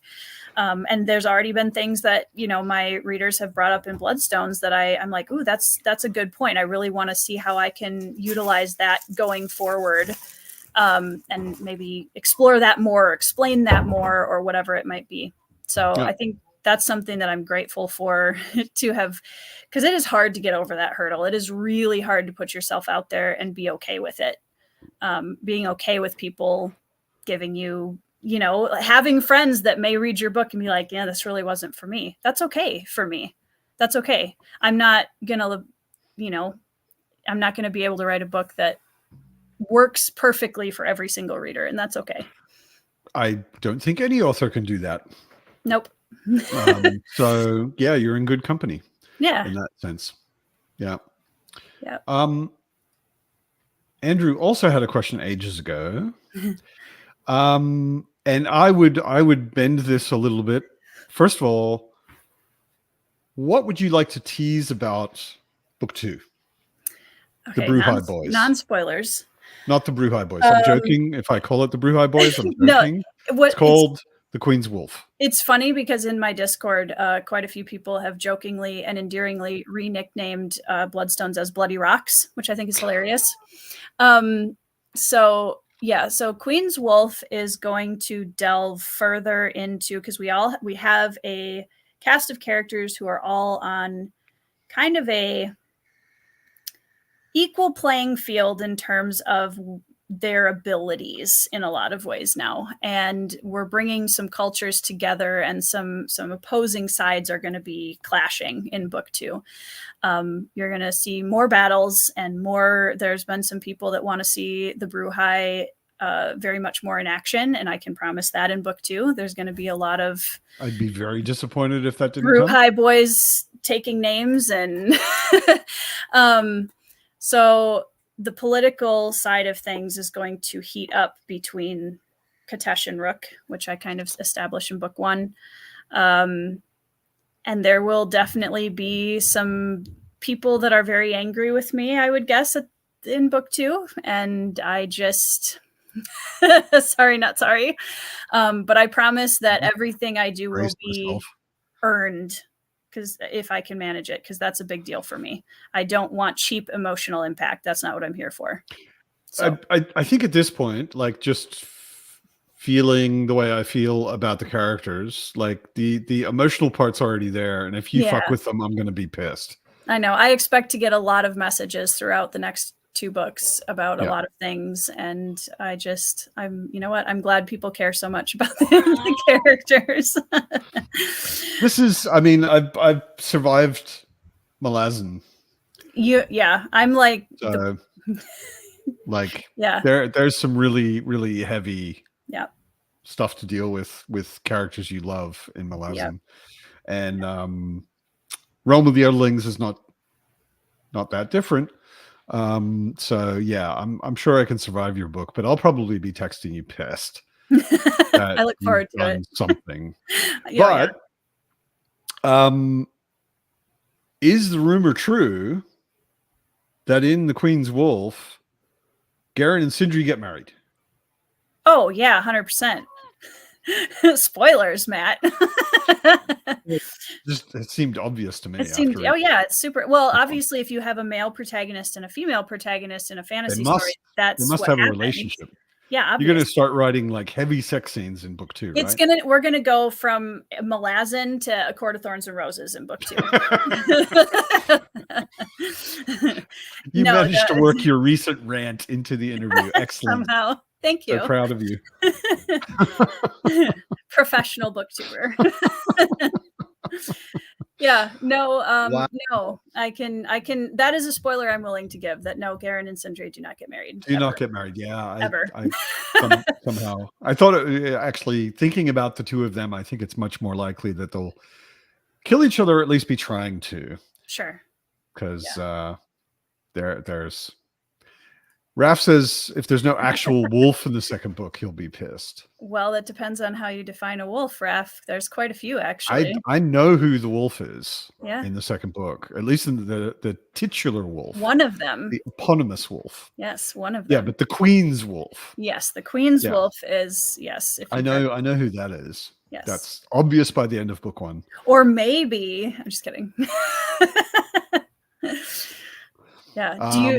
I'll ask you this after, because it's a spoiler, but. Okay. Yeah. Actual wolves, I don't know, but there may be. Why not?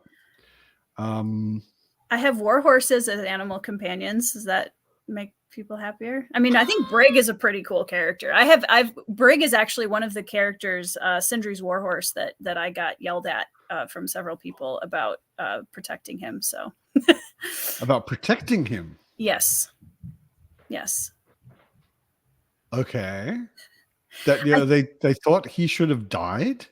No, that they want. Oh, you have to protect him. Yeah, I have to. Okay. Yes, because he's the horse. He's the animal companion. I'm not. Yeah, he didn't really impact me that much because I'm not really a horse person. Well, we haven't really delved into his traumatic backstory yet, so I'm kidding.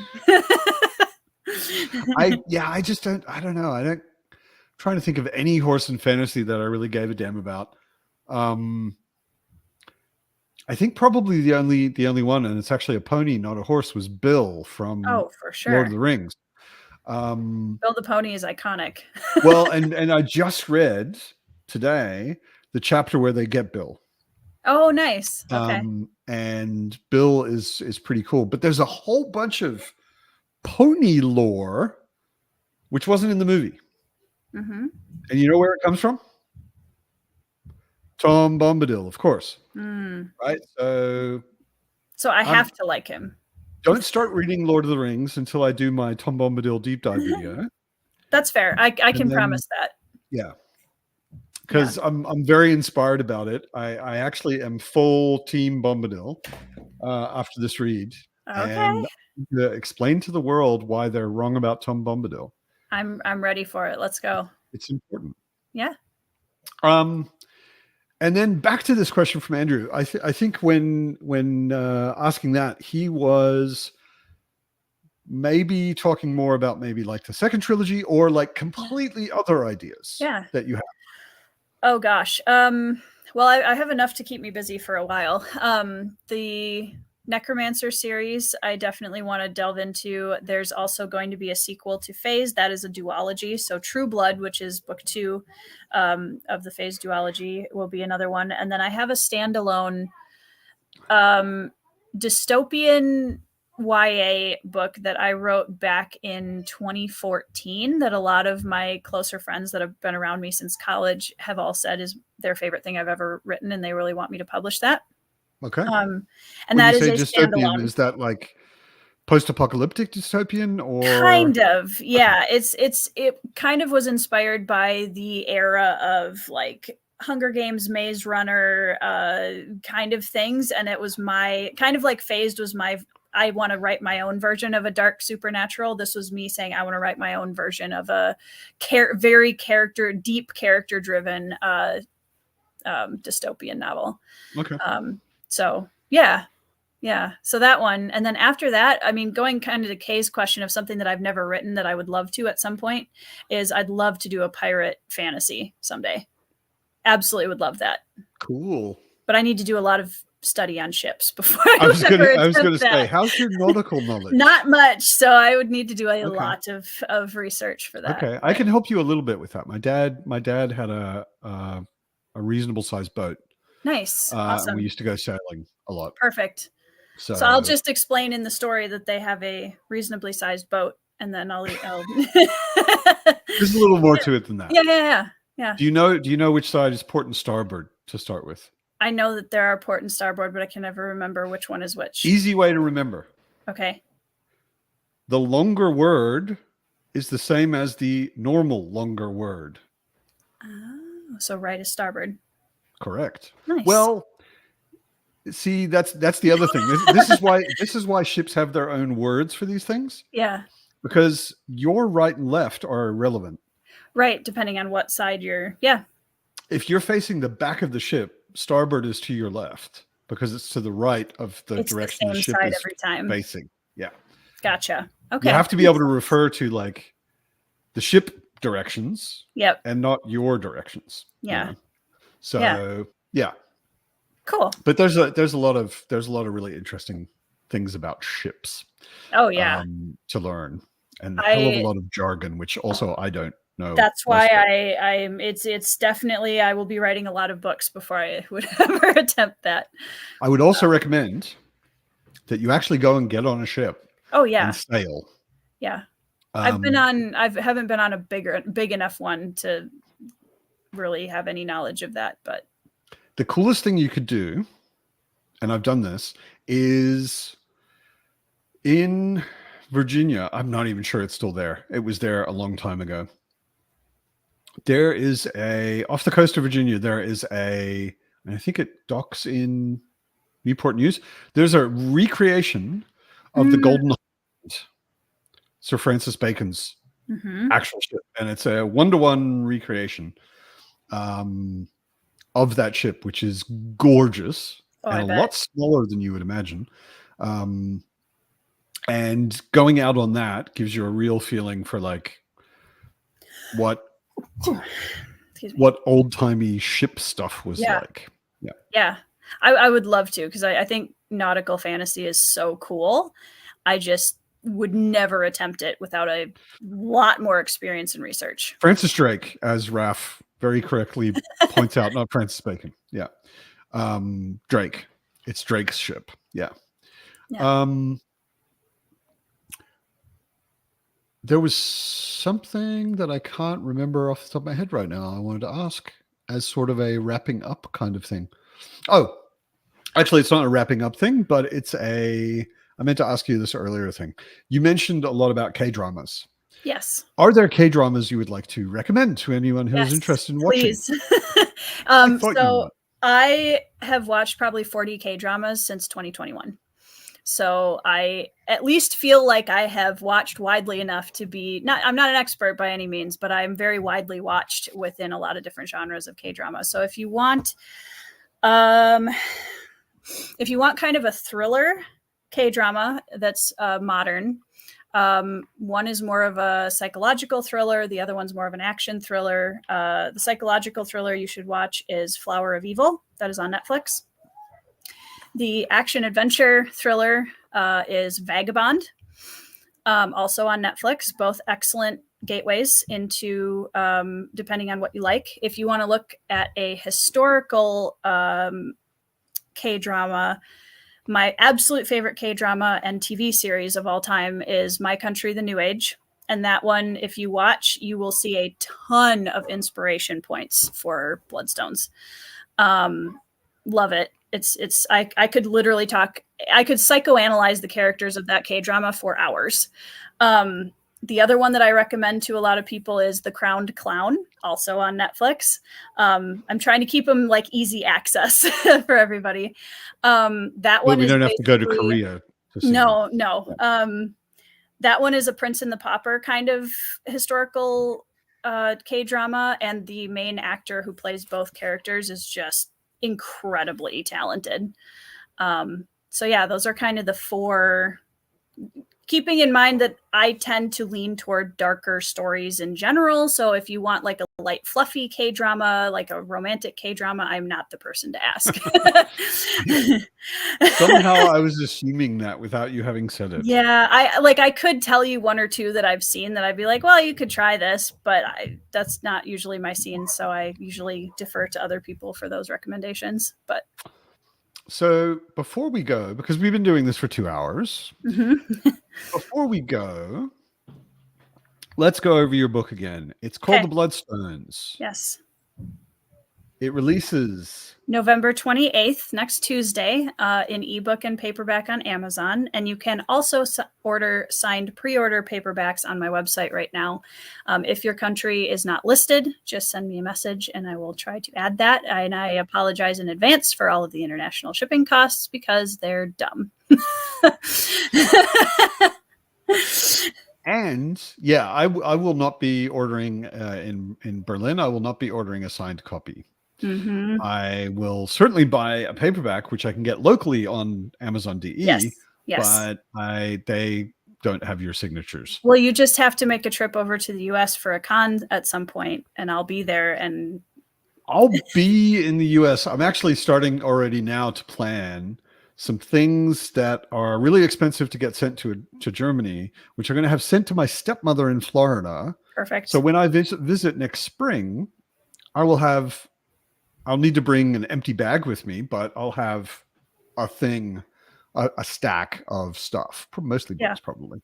Nice. Also, because Raf is in the chat, what's the deal with the audiobook?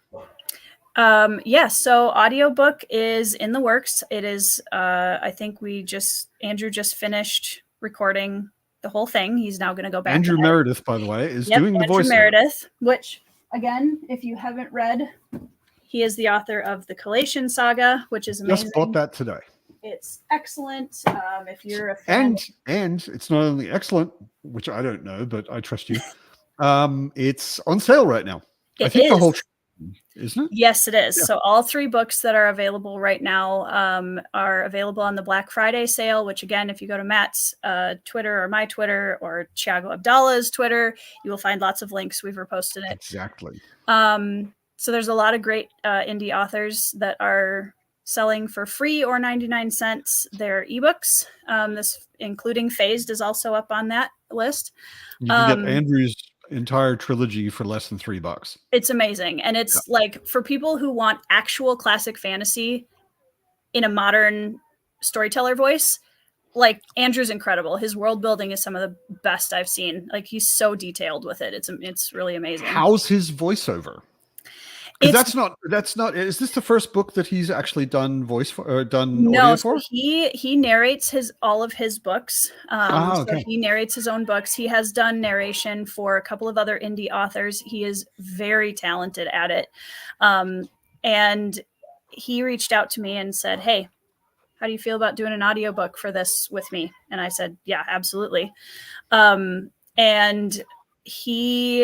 it was really weird because, and I think I mentioned this in my interview with Kay, but I don't hear my characters when I'm writing. I don't have any kind of auditory connection with them at all. It's all visual and then through music, which I have, different character themes and what have you.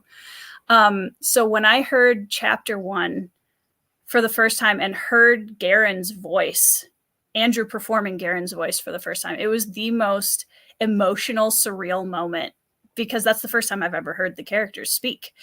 And it was just, I didn't even realize that was a thing until Andrew was like, "What do you imagine them sounding like?" And I was like, I don't actually. He's doing an incredible job. And just has such a love for the genre and the characters so much that it couldn't be in more capable hands. Can you say anything about how far he is or when it might be very roughly kind of available? It's going to be definitely before the end of the year for sure. Oh, wow. Okay. Yeah, it's not going to be much longer after the ebook and paperback come out. Okay, cool. We don't have a like set date because I wanted to make sure that Andrew had space to get it the way he wanted it and for us to be able to go through it and fix any weird things that we needed to. But yeah, it should easily be pretty soon after the ebook and paperback come out. Cool. You hear that, Raf? It's not quite in time to get it for Matt's fantasy book reviews video that you wanted to make. We were talking about this today on Twitter. He was hoping to maybe listen to it, but before the end of the year at least, which is cool. Yes. Okay, cool. I'm trying to release them all as close together as I can. All right. Because I know audiobooks are a very popular format for a lot of people. So yeah. Cool. Raf heard that. I don't really have any more questions. Is there anything else you would like to add about your books, your writing, your life?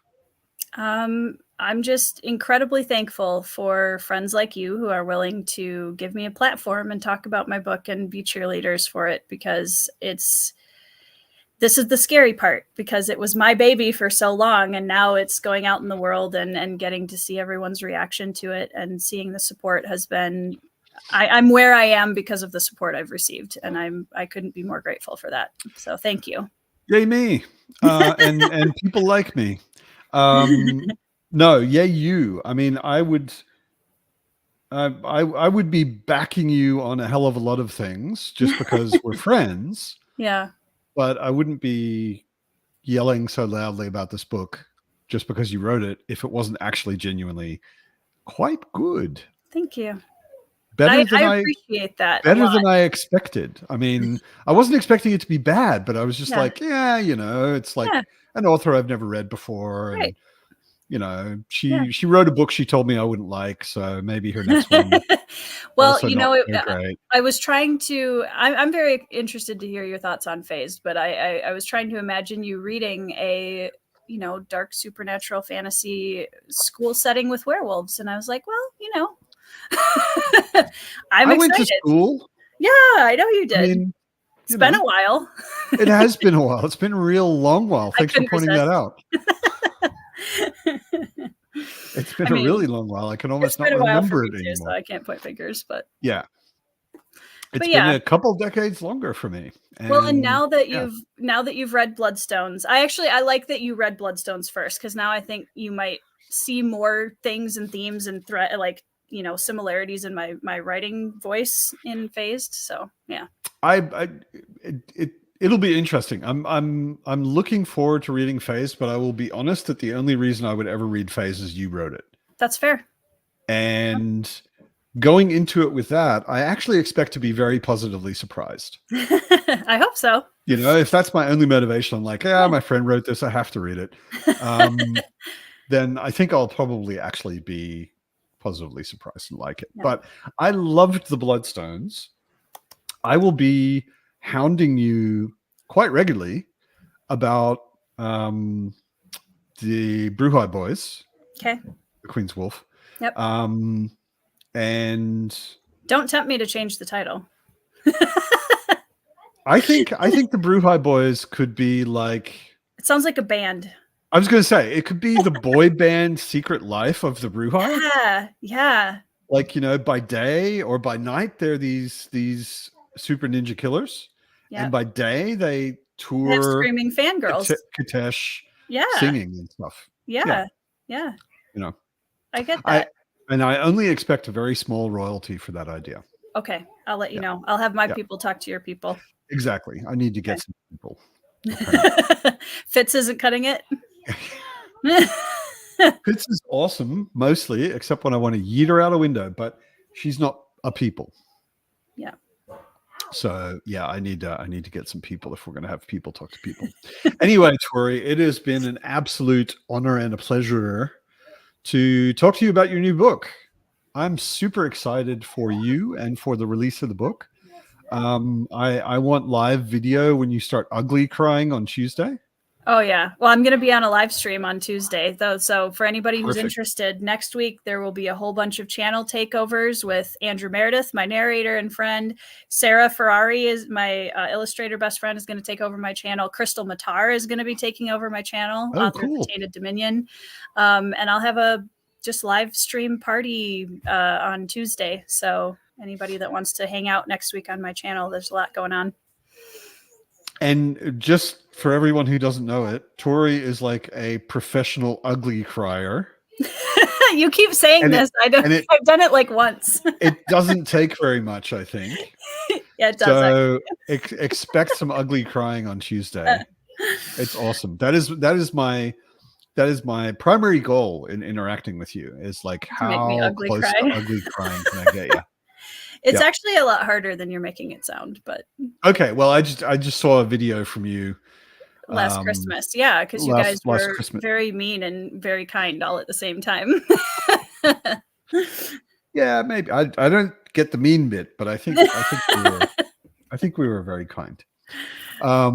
Yeah, like I said, it's been an absolute pleasure. I wish you massive success with this book. Thank you, Matt. And I will be screaming at people to support that massive success all I can. Everybody who is watching this, go out and get the Bloodstones. It's well worth a read. It's really enjoyable. It's got a very cool world. It's got some really interesting themes going on. And Tori's awesome. So why would you not want to read it? So thanks, Matt. Thank you. See you later, everybody. Thanks, everybody.